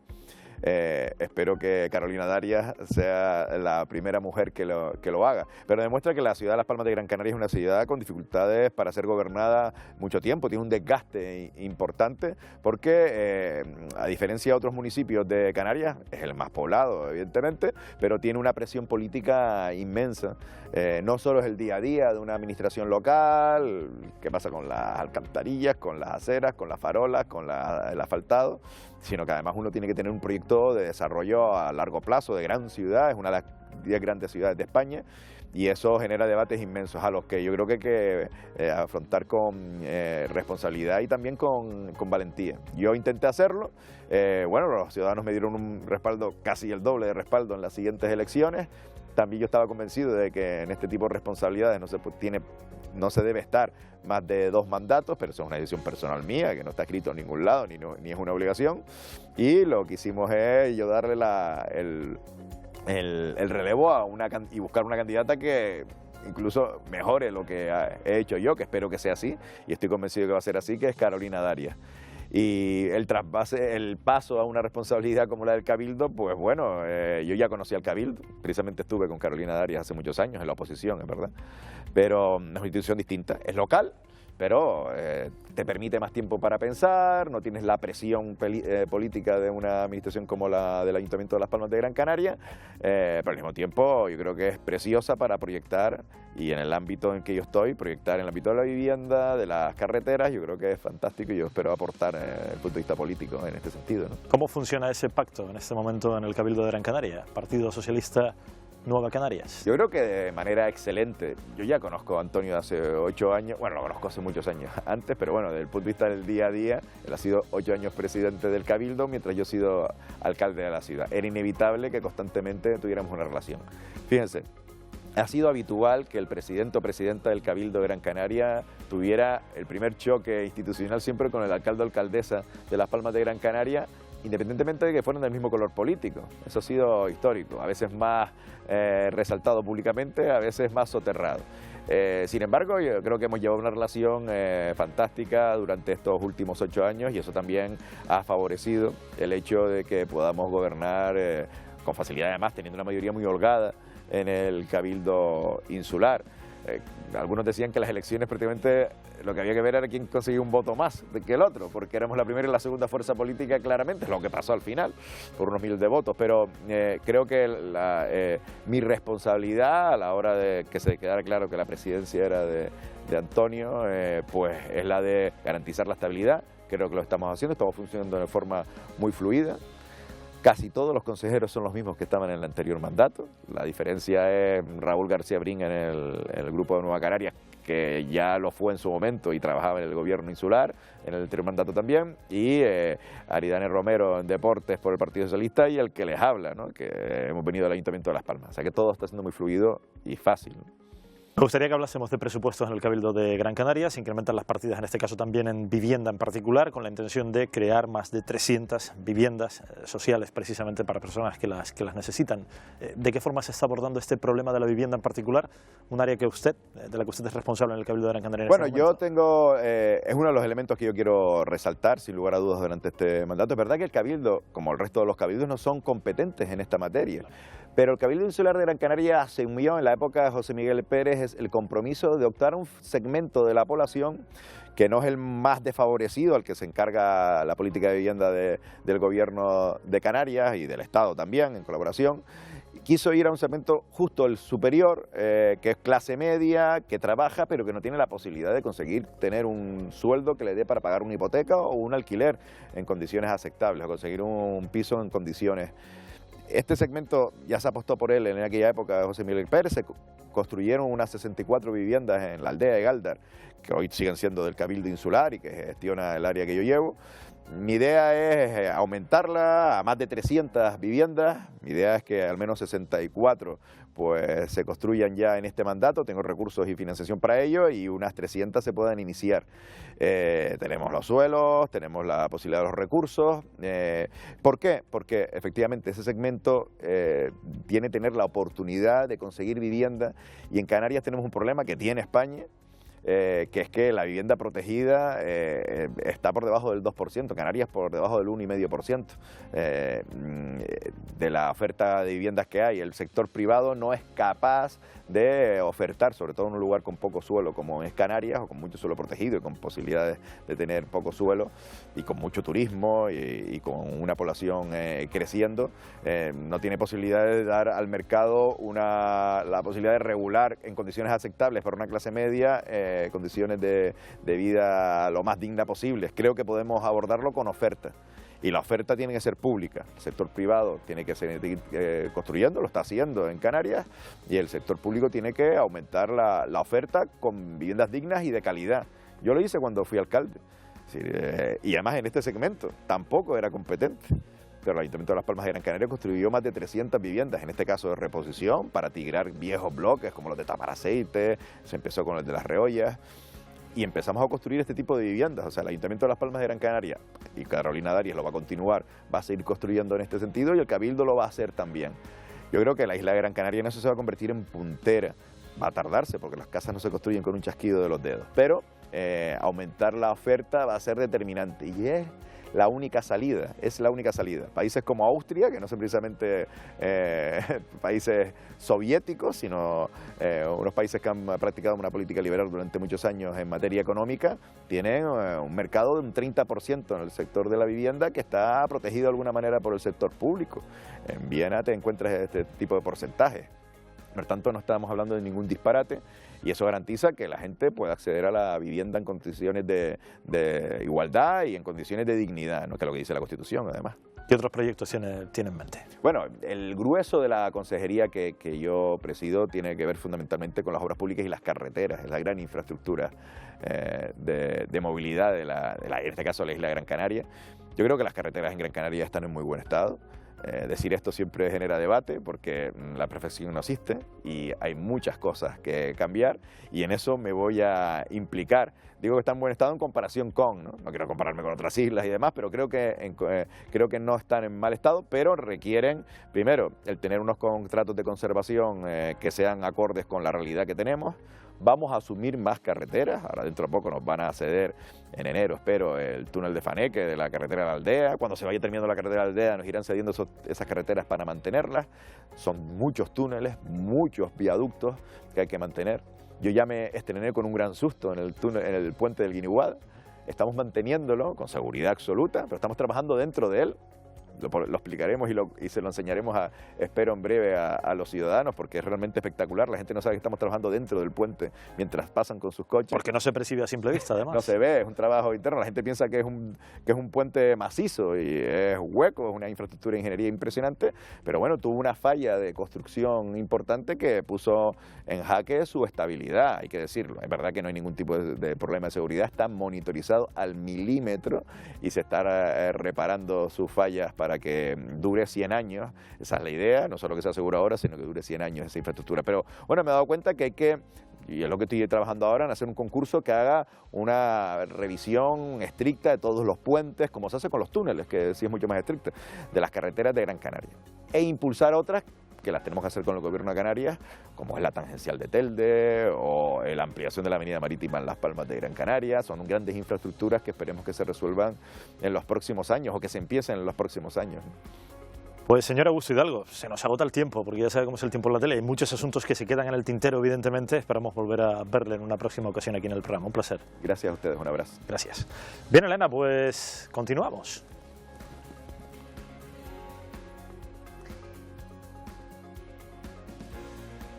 ahora pues sí. sí, vamos a recordar, ya hemos podido recordar ese momento en el que visitábamos el barrio de Piletas, en Las Palmas de Gran Canaria, porque los vecinos siguen muy preocupados por la cantidad de mosquitos que les están asediando, están picando enormemente. Vamos a recordar ese momento.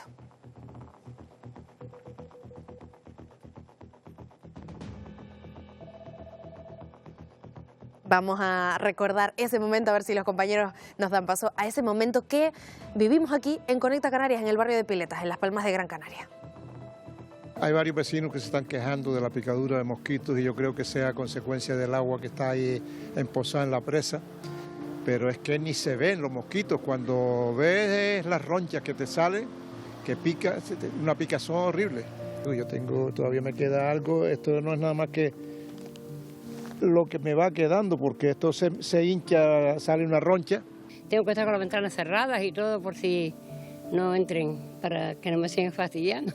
Yo no sé de dónde viene esto, de dónde no viene. Lo que sé que es insoportable el picor este. Mira cómo tengo los brazos, impresionante el picor que tengo en ellos, pero ya debido al tratamiento que me dieron ayer, ya estoy hoy mejor, pero llevo 15 días así.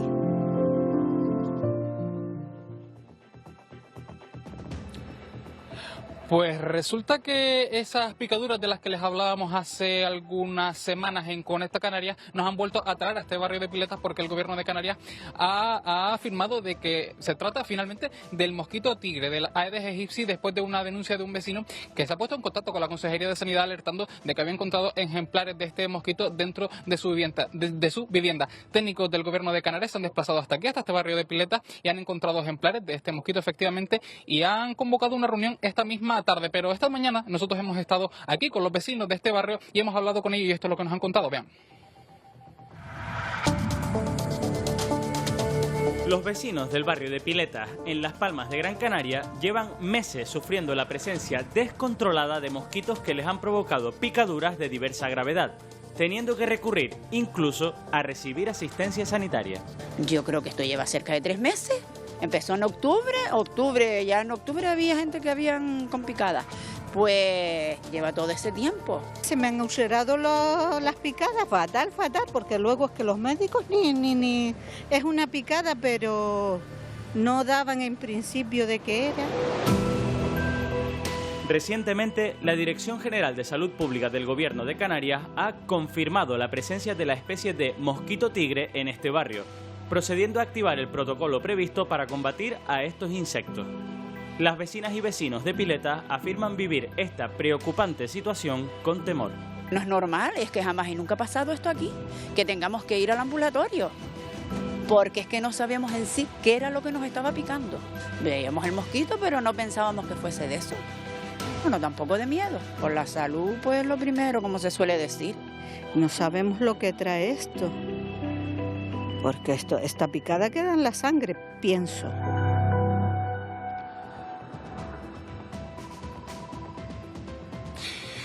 Ya ven ustedes preocupación en este barrio de Piletas por parte de los vecinos, y les contábamos que dentro de unos minutos se dará aquí una reunión por parte del gobierno de Canarias para informar precisamente a los vecinos de la aparición de este mosquito tigre en este barrio de Piletas, y nosotros nos encontramos con Manuel Herrera, que es técnico del gobierno de Canarias, que en muy pocos minutos hablará con los vecinos y les explicará de qué mosquito se trata y qué información deben tener sobre este mosquito. Porque, buenas tardes, Manuel, perdón que no le había saludado. ¿Qué tal? Muchas gracias, Jesús. Nos contaba usted que este mosquito tiene peculiaridades que deberíamos conocer porque es un mosquito muy pequeño.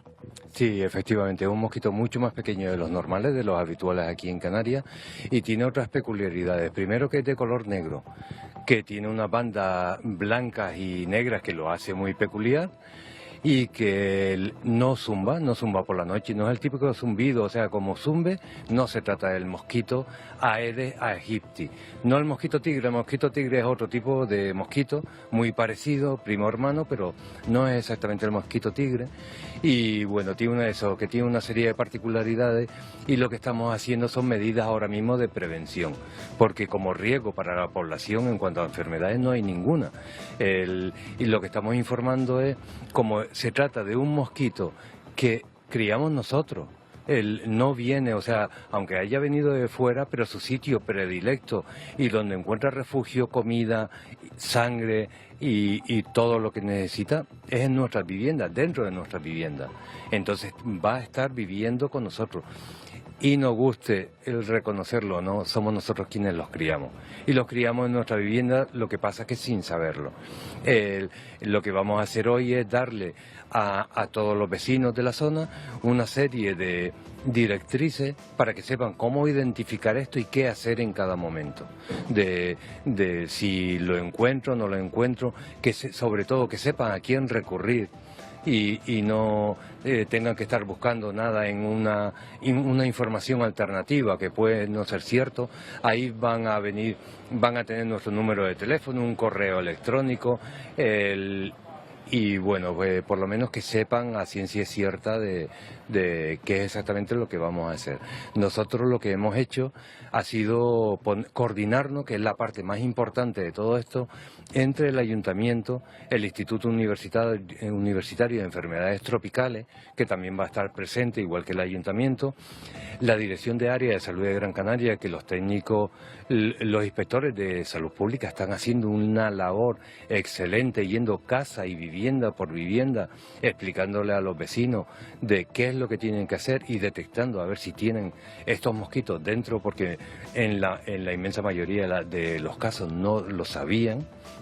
Y bueno, y la Dirección General de Salud Pública, que lo que hacemos es un poco coordinar las acciones de todo esto, pero cada uno tiene sus propias competencias, ¿sí?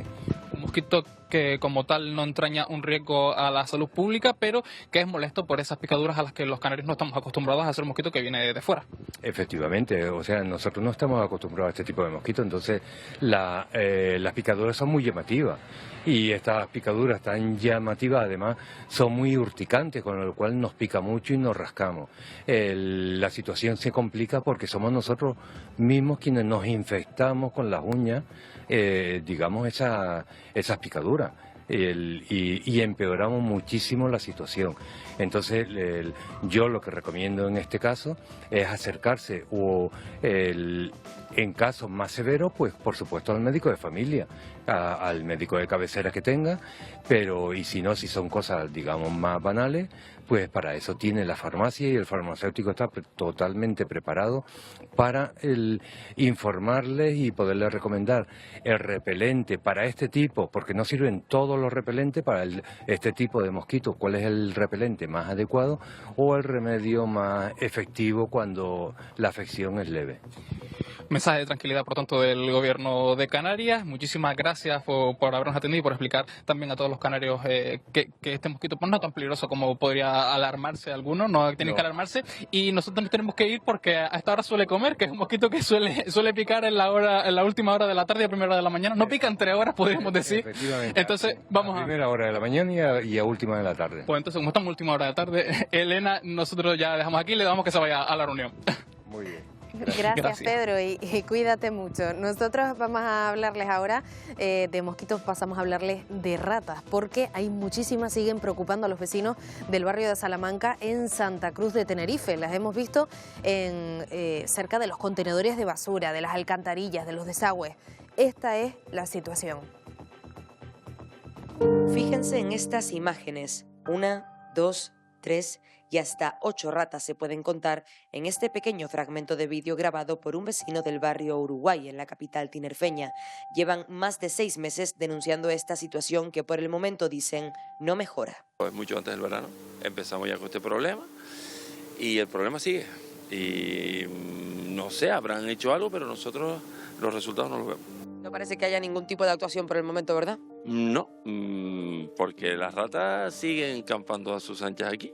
Salen tanto de las alcantarillas como de los bajos de los contenedores de basura de la calle y se pasean a sus anchas por el barrio santacrucero. No es una cuestión puntual, sino es a diario. Salen de las alcantarillas, hay un coche abandonado y también se meten por dentro, por de los bajos, y después corretean por debajo de los contenedores, de un lado al otro, y por la noche se ven un montón a simple vista. Es un peligro de salud pública porque algún día puede ocurrir una desgracia de verdad, que muerdan a un niño, que muerdan a un perro, o a alguna señora que pase por aquí, porque es una zona de bastante tránsito con la parada del tranvía al Puente Zurita, y lo que pedimos nosotros y los vecinos con los que he hablado es que se tomen medidas de verdad que solucionen eso, no limpiar y parchear. Pero la presencia de ratas, nos cuentan, son solo una consecuencia más de la dejadez por parte del ayuntamiento en el mantenimiento de esta zona. Los árboles de la calle, enfermos, ensucian a diario vehículos y aceras, creando una capa pegajosa en el suelo que impide incluso que se pueda caminar con normalidad. Este coche llevará aquí aparcado un día como mucho y miren cómo está, todo lleno de resina, pegajoso, como si le hubieran tirado un cubo de agua sucia, de pegamento encima. Está todo pegado, lleno de ramas, de cosas blancas, de plagas, restos de plagas, y en fin, y el suelo igual, el suelo no puedes ni caminar, te quedas pegado. O sea, literalmente parece que lo han mojado, pero estos son los árboles, lo que suelta el árbol. Y esto es, cada media hora vienen, limpian y a la hora y media está igual. Yo soy de este barrio, he nacido aquí, mi familia lleva viviendo 82 años. Y el cambio es brutal, es decir, hay un abandono total. No sé, antes venían a barrer todos los días, ahora vienen días alternos, veces, porque no lo ves y se nota. Ya ves esta zona como está, que esto, bueno, si el que baje por ahí ya ve los olores que hay, esto es terrible, ¿sabes? Está muy abandonado y estamos hablando que estamos casi en el centro de Santa Cruz. Sino que talen los árboles, que pongan árboles más adecuados, porque esto podría ser una zona preciosa de paseo y en verdad es un basurero. Todos coinciden en que el mantenimiento del barrio deja mucho que desear. Las ratas han sido la guinda de este pastel de suciedad y abandono. Sí, por las alcantarillas de esta calle que vivo yo, y salen. Y huelen. A mí me parece de que los alcantarillados deberían de limpiarlos un poco más porque están como saturados. Y a raíz de ahí salen las ratas y todas las cucarachas que hay. Miles y miles y miles. De hecho, hay un montón de casas que están infectadas de cucarachas chiquitas, de las grandes. Desde Conecta Canarias hemos querido conocer la versión del ayuntamiento. Nos cuentan que cuando surgen problemas como estos se acude de inmediato y que además se han incrementado las labores de desratización. Piden a la población que no dejen basura fuera de los contenedores. Sin embargo, los vecinos discrepan. En los últimos 6 meses no han visto mejoría.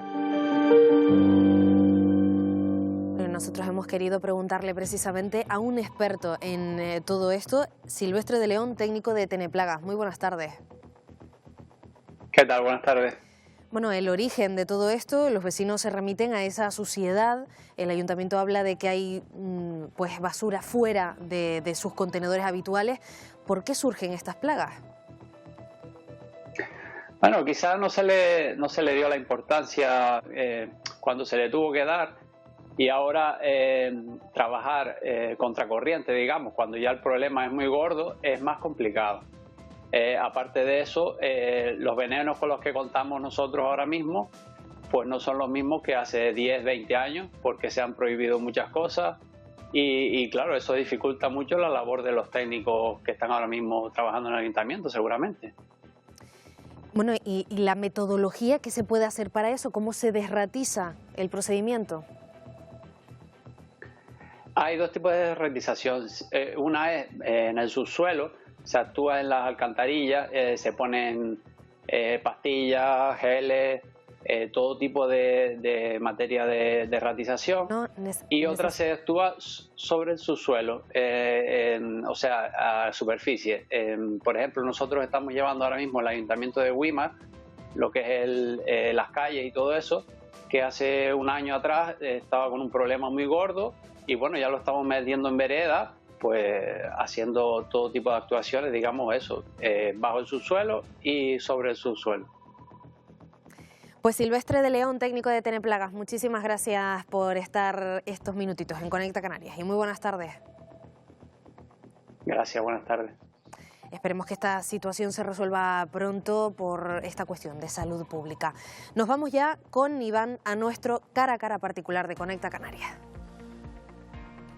Pues así es, Elena. En Conecta Canarias, desde luego, creemos firmemente en el periodismo. La palabra, evidentemente, es nuestra arma y por eso tenemos esta confrontación de opiniones con la intención, fundamentalmente, de enriquecernos. Es el objetivo esta tarde con Jorge Betancourt y Marta Cantero, que nos acompañan para hablar de diversos temas de actualidad. Uno de ellos lo abordamos precisamente en la mesa y lo hemos querido trasladar aquí, a nuestra mesa de cara a cara. Precisamente las declaraciones de Míriam Nogueras en el Congreso de los Diputados señalando a jueces. Míriam Nogueras, recuerdan que es diputada de Junts, de los independentistas en el Congreso de los Diputados, declaraciones en las que señalaba a jueces, periodistas y policías por ser juzgados por atacar a Cataluña. Les dijo literalmente a los jueces en concreto que son personajes indecentes, tal cual. Jorge Betancourt. Hola. Bueno, me parecen brutales las declaraciones de Junts, no estas, todas las que vienen realizando. Y creo que están produciendo una situación de alarma en el Poder Judicial. Por primera vez unidos, porque se están uniendo asociaciones progresistas, conservadoras, gente no adscrita, magistrados no adscritos, en una sensación de decir, hoy vienen a por nosotros, esto es intolerable, ¿no? Y el Poder Judicial es un poder que tradicionalmente se ha mantenido al margen de todo lo que es la guerra política, la confrontación en este país. Me parece muy grave, bueno, tan grave como el que el presidente del Tribunal Supremo, Martín Castán, suspendió una reunión que tenía con el ministro Félix Bolaños de Justicia por un problema de agenda y tal. Fue una suspensión claramente debida a los insultos que se habían producido delante del gobierno sin que ninguna persona del gobierno defendiera al Poder Judicial. ¿Esto qué ocurre? Y acabo. Si la excusa o la razón, por no hablar de excusa, si la razón que esgrimió el presidente del gobierno, Pedro Sánchez, era que la ley de amnistía y el entendimiento con los independentistas catalanes era un esfuerzo por la concordia, por pacificar la cuestión catalana y por pacificar el debate en este país, mi sensación es que ha fracasado, porque el debate, lejos de pacificarse, está creciendo en virulencia. Marta Cantero, ¿debe permitir el gobierno estos ataques de los partidos independentistas, a los jueces en particular, precisamente los que intervinieron en el proceso? Bueno, yo creo que habría que preguntarse o responder qué capacidad tiene el gobierno, ¿no? Porque para frenar, ¿no?, estos ataques, como estamos diciendo, esto se produce en el Congreso de los Diputados, en un marco en el que los excesos lingüísticos se están produciendo y unas confrontaciones subidas de tono desde hace mucho tiempo, desde la legislatura anterior, podríamos remontarnos a lo que fuera. Yo creo que si no distinguimos entre lo que es hablar, aunque sea con exceso, para la parroquia de mis electores en Cataluña y nos tomamos al pie de la letra todo lo que se dice en ese Congreso, entonces aquí apaga y vámonos. Yo que creo que el margen de maniobra que tiene el independentismo por mucho pulso y por mucha descalificación lingüística que haga es poco.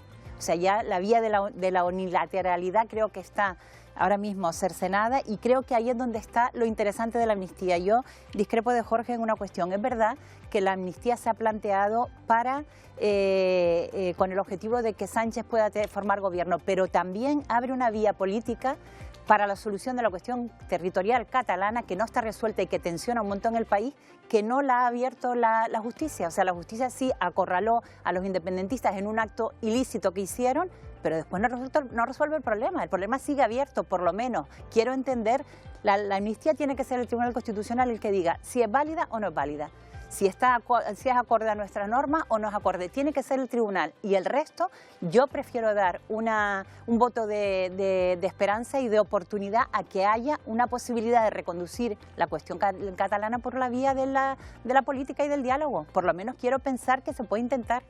Bien. Acabamos de comenzar la legislatura y viene con bastante polémica. Sí, pero un dato. Jorge, un dato rápido. 10 segundos. 10 segundos. ¿Libertad de expresión? Sí, para todos.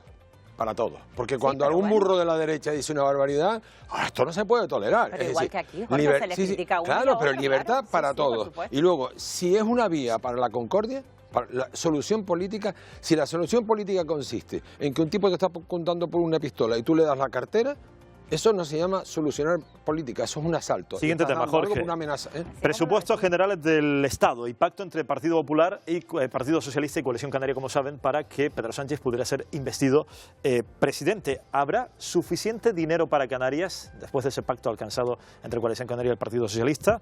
¿O nuevamente Madrid volverá a incumplir con las islas? Marta Cantero. A ver, dinero suficiente desde luego no hay para todos, entre otras cosas porque aquí todas las comunidades autónomas... Para cumplir con lo dicho en la agenda, queremos decir, claro. Bueno, la agenda no está cuantificada específicamente cuánta cantidad, ¿no? Desde luego yo sí creo que se va a quedar por debajo de lo que necesitamos, porque así viene pasando normalmente. Canarias está, si no hay una reforma del sistema de financiación, para cubrir nuestros ajustes en sanidad, en educación y tal, no lo vamos a conseguir sin esa reforma. Vamos a estar por debajo de la inversión que creo que necesitamos, pero sí entiendo que por lo menos respecto al cumplimiento o no del pacto dependerá también no solo de la fuerza que tenga Coalición Canaria, que no es demasiada, sino también de cómo reaccione cuando se producen incumplimientos, porque vemos el incumplimiento, por ejemplo, en Marruecos, cuando no les llaman y después hay una llamada de teléfono y entonces no, sí, parece que entonces sí estamos más o menos contentos. Oye, tienes que mantener una posición y una presión firme para poder lograr que te den dentro de una tarta que se está repartiendo en el que los trozos no son muy abundantes para ninguna de las partes. Jorge Betancourt. Lo que pasa es que siempre hablamos de que Canarias no tiene fuerza en Madrid porque tiene un voto, el voto de Coalición Canaria solitario de Cristina Valido. Eso no es así, tenemos 15 votos, tenemos 15 diputados. No puedes contar con ellos. El problema es que, ¿qué pasa con los 14 diputados de otros partidos políticos que no representan estrictamente a Canarias, que representan las jerarquías de esos partidos políticos? Eso es un fracaso para Canarias. Y habría que pedir responsabilidad a esos diputados que se han presentado para defender a sus electores de Canarias. ¿Hay dinero para Canarias? Sí hay dinero. Este año va a haber 154.000 millones para todas las comunidades autónomas. Creo que superan el récord histórico porque la última cantidad fueron 130.000 millones. Pero ¿sabes lo que ocurre? Que nos van a hacer el truco al almendruco. Porque los gobiernos centrales de cualquier ideología son unos trileros a la hora de Canarias. Nosotros tenemos un bloque de financiación que viene por los impuestos propios que están en el REF. ¿Vale? Ese bloque de financiación es un dinero que se genera en Canarias y se queda en Canarias porque somos islas, porque compensan la insularidad, porque hay que ayudar a igualarnos al territorio continental. ¿Vale? Ese es el bloque REF, que se llama. Y luego vienen los presupuestos ordinarios que financian sanidad, educación, los servicios públicos que presta el Estado en Canarias. ¿Qué hacen los trileros cuando nos dan el dinero? Suman el REF y suman el otro dinero. Y dice, bueno, no se quejen, le estoy dando un pastón.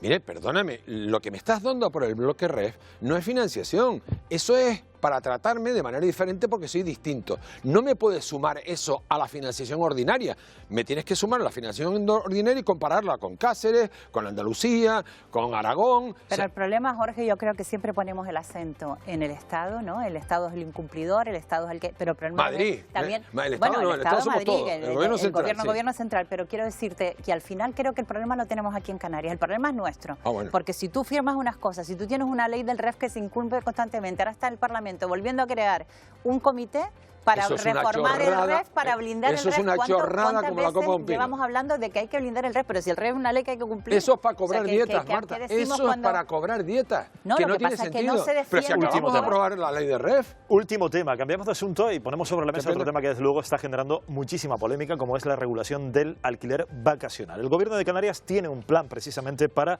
regular ese tipo de alquiler en Canarias. Pero atención, uno de los puntos importantes de esta ley será la de obligar a determinados propietarios a sacar del alquiler vacacional las viviendas que no cumplan con una serie de requisitos y devolverlas al alquiler de larga duración. Algunos propietarios tienen alquiler vacacional y van a ver cómo van a tener que sus viviendas dedicarlas al alquiler convencional, al de larga duración, al que hemos conocido de siempre. Marta. A ver, yo tengo entendido y le oí de unas declaraciones directamente al vicepresidente del gobierno, Manolo Domínguez, que es su consejera, la consejera de Turismo del Partido Popular, que no iba a moverse lo que había, que lo que existe ahora mismo no tenía ninguna responsabilidad los que tienen ahora viviendas vacacionales de que no hubiera una norma apropiada para regularlo y que ahí eso se va a permitir. Estamos hablando de ahora en adelante cómo se va a regular. ¿Cómo se va a regular? Según tienen planteado en el borrador de decreto lo que sabemos, haciendo un análisis pormenorizado en el planeamiento municipal, barrio a barrio, distrito a distrito, municipio a municipio, isla a isla. Y creo que eso sí es la manera de acertar, porque tú al final, la casuística es tan grande, es tan complicada, tan diversa, hay tantos casos ahí metidos, uno que es democratización del turismo, otro que son grandes tenedores, que una sola norma no da para cubrirlo todo, que se derive a los planeamientos municipales para que sean los ayuntamientos los que digan, yo aquí necesito esta presión de vivienda en relación al residente, aquí otra, y además dentro de un mismo municipio incluso a la carta, que puede ser distinta. Me parece que sí puede ser una vía. Yo no estoy, vamos a ver, no estoy completamente convencido. Yo creo que toda actividad económica tiene que estar regulada. Tú eres un bar y tienes que cumplir unas condiciones sanitarias, ¿no? Evidentemente. Ahora, lo que no estoy es que alguien diga cuántos números de bares, cuántos bares tiene que haber en un barrio. Pues habrá tantos bares como quieran abrirse. Eso está produciendo una distorsión enorme del mercado. Pero qué distorsión, qué distorsión. Si en un barrio hay 5 bares y abren otros 5 y hay 10, y otros 5 y hay 15, y otros 5 que hay 20, algunos cerrará porque no funciona. Pero aquí estamos hablando de emergencia habitacional, no de bares. No. Perdón, es que ese es el problema. Es que ese es el problema. No me mezcle los huevos con las gallinas. Hay emergencia habitacional, construye viviendas públicas. Sí, pero no lo pagues con los que tienen viviendas privadas. Si yo quiero alquilar mi casa y se la quiero alquilar a un sueco y mañana a un rumano y mañana a un holandés y la semana que viene a un belga, ¿por qué se la tengo que alquilar a un señor de aquí? Porque hay distorsiones en el mercado y hay gente que está quedando en la calle que no puede acceder a la vivienda. Pero ese no es el problema de la gente. Pero como no se van a construir viviendas de hoy para mañana, sino que hay que dejar un margen. Por supuesto que esa vía hay que trabajarla, pero también hay que dar soluciones a lo que ahora... Lo que no puede ser es que se esté alquilando un balcón y un sótano. Marta, que eso se permita y que los gobiernos no actúen. ¿Qué confianza tienes en Pedro Sánchez? No tiene que ver Pedro Sánchez con esto, si esto es un decreto del gobierno dijo el otro día que iba a sacar 100.000 viviendas que tenía preparadas ya en la Sareb para ponerlas en el mercado. Esto está a punto de llegar pasado mañana. Mira, no pueden pagarse las incompetencias de los gobernantes con el patrimonio de las personas, con el patrimonio de las familias. Tú dijiste antes, y me consta que lo defiendes, democratizar el turismo. Hay familias que están cobrando dinero de apartamentos a turistas y participan en el negocio turístico. Y 1000 veces hemos hablado tú y yo. Pero mira, Jorge, tú siempre que eres un defensor a ultranza de la propiedad privada, hay una cosa que dice la Constitución, que la propiedad, la función social, no, porque eso no es una cosa escrita, o sea, es un concepto que de verdad hay que tenerlo en cuenta. No es por casualidad que por primera vez ahora tengamos la primera ley de vivienda de toda la democracia. O sea, hemos tenido que llegar ahora a esto para 40 años después para tener la primera ley de vivienda. Eso dice mucho de lo que somos. La función social de la democracia consiste en que si tú quieres viviendas expropialas y las pagas, lo que no puedes hacer es decir al señor que tiene la vivienda y usted la va a usar de esta manera porque se lo ordeno yo. Y además ese experimento de regular el mercado de alquiler y de regular el mercado del alquiler se ha llevado en Barcelona y en Berlín y han fracasado. No, en Barcelona en Barcelona han fracasado como una pita. Jorge, podríamos estar y Marta toda la tarde hablando en nuestra mesa. Pero se nos ha agotado el tiempo. Gracias por acompañarnos. Gracias a ustedes. Semana más. Jorge, muchísimas gracias. A ustedes. Queda mucho programa por delante. Vamos a hablar, por ejemplo, de otro asunto que siempre genera mucha polémica. Hay quien dice que se trata de tradición, los fuegos artificiales, que ya saben que perjudican seriamente a determinadas mascotas que lo pasan realmente mal. Vamos a hablar de ese tema y vamos también a contar en el plató con un hombre que es un verdadero amante del cine. Y los artículos que nos va a traer y nos va a mostrar aquí en directo con nuestra compañera Hanna son realmente impresionantes. Si se marchan, se lo pierden. Hasta ahora. El cine siempre ha sido una pasión para Andrés. Este canario de 83 años es uno de los pioneros del coleccionismo cinematográfico en las islas. Actualmente atesora una de las mayores colecciones documentales de la historia. Hoy nos descubre su historia aquí, en Conecta Canarias.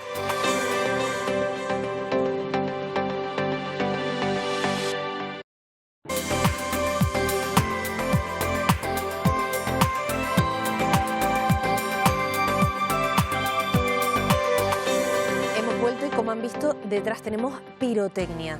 ¿Quiénes son los que más la sufren? Pues nuestros amigos, los perritos, los gatos, los animales en general que sufren pues daños físicos en los aparatos auditivos, miedo y estrés. Esto es lo que ocurre.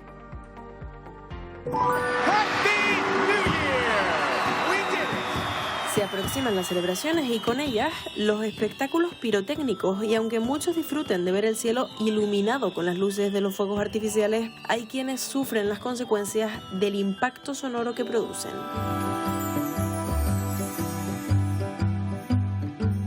Hombre, yo la pirotecnia me cuesta entenderla, ¿no? Y sobre todo para los que tenemos perros. Siempre es un problema, los días de pirotecnia debemos tenerlo en cuenta y hay muchos perros que padecen esa fobia. He tenido perros que les daba pánico y pavor lo que era la pirotecnia y escondían, pero conozco casos incluso de perros que han fallecido de un volador. A mí no me gusta.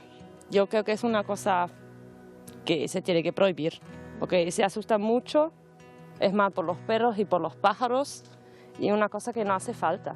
Cuando sale al fin de año, tienen mucho miedo. Se esconden abajo de las mesas, abajo del sofá.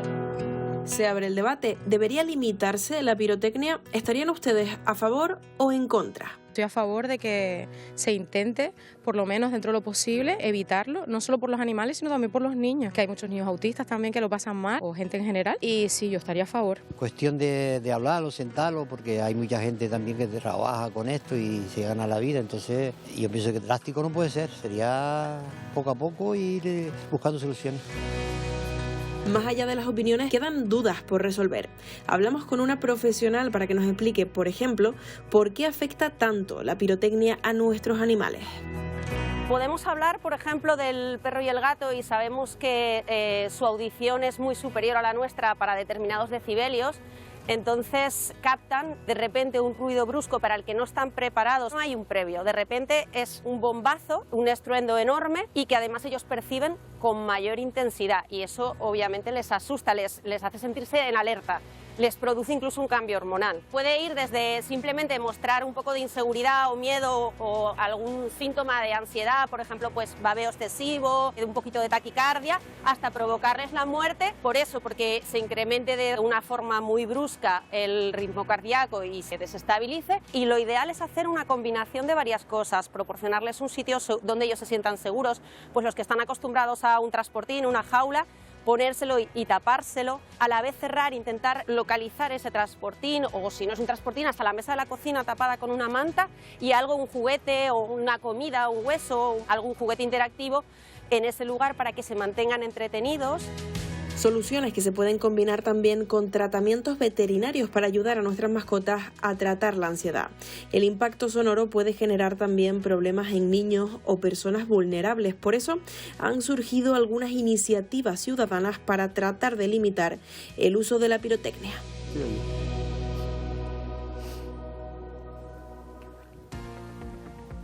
Y precisamente esta tarde les vamos a hablar de algunas de esas iniciativas para limitar el uso de la pirotecnia. Y para ello nos acompaña la creadora de una de esas iniciativas, Virginia Trujillo. Muy buenas tardes, gracias por estar con nosotros. Buenas tardes, Mari. Bueno, vemos que has venido además muy bien acompañada por tus perritas. Si quieres presentárnoslas. Sí, aquí tenemos a Naya, a Sora y bueno, Yoru que no pudo venir hoy. Bueno, Virginia, cuéntanos cómo surgió la iniciativa con la que conciencias a la población acerca del efecto que pueden generar en los animales y también en las personas vulnerables el uso de la pirotecnia. Bueno, pues a finales de 2020 a mi perro Yoru, el que no pude traer hoy, le dio un infarto y bueno, por suerte él está vivo y está con nosotros todavía, pero me di cuenta del problema que supone este tipo de artefactos y entre la rabia y la impotencia decidí pues tomar un poco de acción y dije pues vamos a concienciar, vamos a intentar que los ayuntamientos y los gobiernos pongan de su parte y nos ayuden un poquito a regular toda esta historia. Nos contabas, Virginia, que tu perro sufrió un infarto. Afortunadamente está vivo a día de hoy, pero sí que esa no es la realidad que se da siempre. De hecho, en el perfil de redes sociales, que te invito incluso a que nos lo enseñes, te llegan muchas historias de muchos dueños de perros que han perdido a sus mascotas precisamente por este motivo. Sí, lamentablemente esa es una realidad. A ver si puedes mostrar el perfil en el que Virginia expone esta realidad. Bueno, este por ejemplo es el caso de Marley, que perdió la vida por los voladores en fin de año y como ese pues tenemos muchísimas más historias en las que se relata pues lo mal que lo pasan tanto los animales como las personas. También nos hablas de algunas alternativas que existen, que no todo el mundo conoce, algunas alternativas a la pirotecnia sonora, ¿verdad? Sí, y no son tan lejanas. De aquí hay pues pueblos que han decidido directamente no usar pirotecnia. Por ejemplo, nos enteramos de la Perdoma que no se quiso utilizar y se especificó el por qué no lo querían utilizar. Y luego hay otros sitios como podemos ver aquí, que lo tengo destacados también, que utilizaron drones, que son unos espectáculos muy bonitos y adecuados para todo el mundo, respetuosos tanto con las personas vulnerables como con los animales. Para acabar, Virginia, háblanos de esto último, porque hemos hablado previamente de cómo afecta el impacto sonoro a los animales dada su alta capacidad auditiva, pero afecta también y mucho a las personas vulnerables. Sí, exactamente. Las personas que, por ejemplo, viven en el espectro autista o las personas mayores, los bebés, me llegan muchísimos testimonios de personas que lo pasan muy, muy mal porque los bebés tienen pánico, las personas autistas pues se quedan días nerviosos por un solo volador, un solo ruido, causa ese atroz miedo durante días que no es justo tampoco para una persona simplemente por vivir en el espectro, por la condición que tenga, tener ese miedo. Virginia Trujillo, creadora de la iniciativa No Más Pirotecnia, muchísimas gracias por habernos acompañado esta tarde en Conecta Canarias, y desde aquí les recordamos que son fechas de fiesta, fechas en las que disfrutaremos de esos espectáculos pirotécnicos, pero les damos también esta información para que lo tengan en cuenta de cara a las personas vulnerables y también a las mascotas, que son los que más lo sufren. Gracias, Mari. Bueno, hay que pensar en todas esas personas y también en nuestros animales con respecto a la utilización de pirotecnia. Nosotros ahora vamos a hablar de cine. De cine, efectivamente. Nuestra compañera Hanna nos trae esta tarde una entrevista muy interesante a plató, Hanna, con alguien que es un verdadero amante del cine. Pues sí, muy buenas tardes a todos. Hoy me he venido al plató de Conecta Canarias con alguien muy especial, que lo tenemos por aquí, se los quiero presentar. Él es Andrés Padrón. Y bueno, él es un auténtico apasionado del mundo del cine, y si no, además, miren cómo ha venido hoy al plató de gala totalmente con esa corbata de Marilyn Monroe. Y bueno, él, podríamos decir, que tiene en sus manos la colección de material cinematográfico más importante y más grande de toda Europa.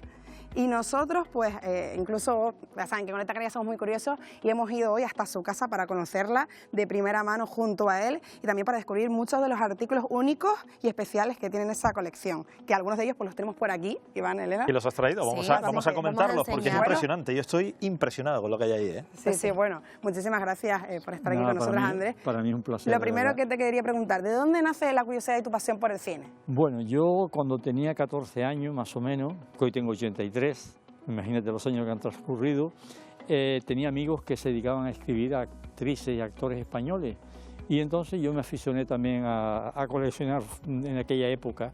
Pero claro, lo que te mandaban en aquella época eran unas fotos así pequeñas, tamaño postal, y además nunca venían a nombre de nadie personal, sino decían mis mejores deseos o con simpatía y punto, y se acabó.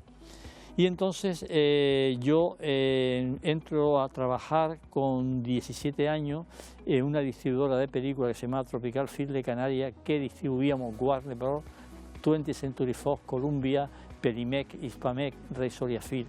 Y entonces con toda esta distribuidora venían material de la península, pero el material que venía siempre eran copias, no eran originales.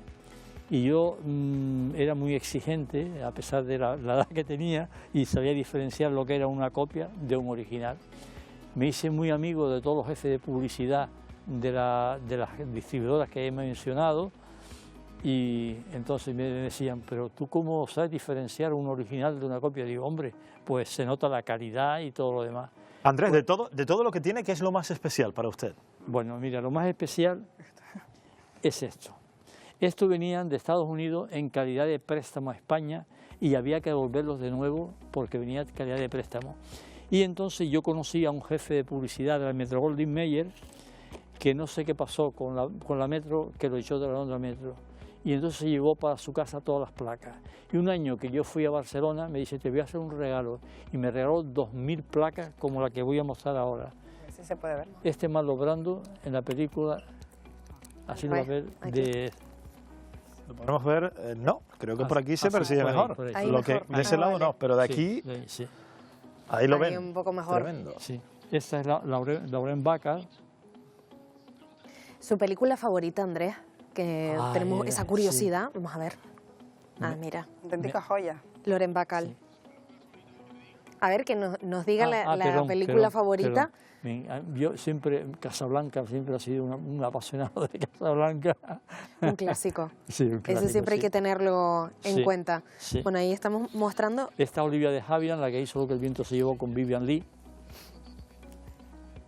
Bueno, tiene aquí una colección que esto es impresionante. Hay 2000 placas, y además te voy a decir 2000 placas. 2000 placas. Yo conocí a un fotógrafo que vive en Los Ángeles y estuvo en Las Palmas. Y Andrés, ¿usted hasta cuándo piensa seguir con esta colección, no? Porque lleva muchos años trabajando en ella. Mira, yo ya tengo una edad, yo no sé el tiempo que me queda de vida, y me gustaría que esto reposara en un museo en Las Palmas. He estado luchando por tierra, mar y aire, y no ha habido un político sensible a la cultura del cine. Museo de Cine en Canarias, bueno, y una de las mayores colecciones del mundo. De Europa. Bueno, miren quién está por aquí, que a Elena le llamó la atención. Concha Velasco. Se nos acaba de marchar, ahí firmado por la gran Concha Velasco. Efectivamente. Esta es Rita Hayworth, la que hizo Hilda. Es enorme la colección que tiene usted. Y esta es Charlton Heston de los 10 mandamientos. Andrés, ¿usted se daría cuenta si le faltase algo de lo que está en la mesa? Tiene una anécdota, él me lo contó esta mañana. Sí. Tiene una anécdota, Iván. Resulta que a mí a casa iban muchos periodistas a entrevistarme cuando las exposiciones que yo hacía. Pues yo he hecho 60 exposiciones, no es una ni dos. Y enseñé todo el material que tenía y resulta que me robaron una foto de Marilyn Monroe dedicada y nunca sé quién me la quitó. Increíble. Pues muy mal, ¿eh? Muy mal hecho, ¿verdad? Andrés, muchísimas gracias por haber estado con nosotros. Hanna Recio. Tengo que reconocer que a mí sí me regaló una cosa, ¿eh? ¡Ay! Pero no la ha traído, me la ha quedado para mí. Mañana nos la enseñas, ¿eh? Mañana la enseño. Bueno, gracias a todos. Gracias a todos. Muchas gracias. Mañana volvemos con muchas más historias aquí en Conecta Canarias. Les esperamos. 5:30. Hasta mañana. Chao. No one can deny.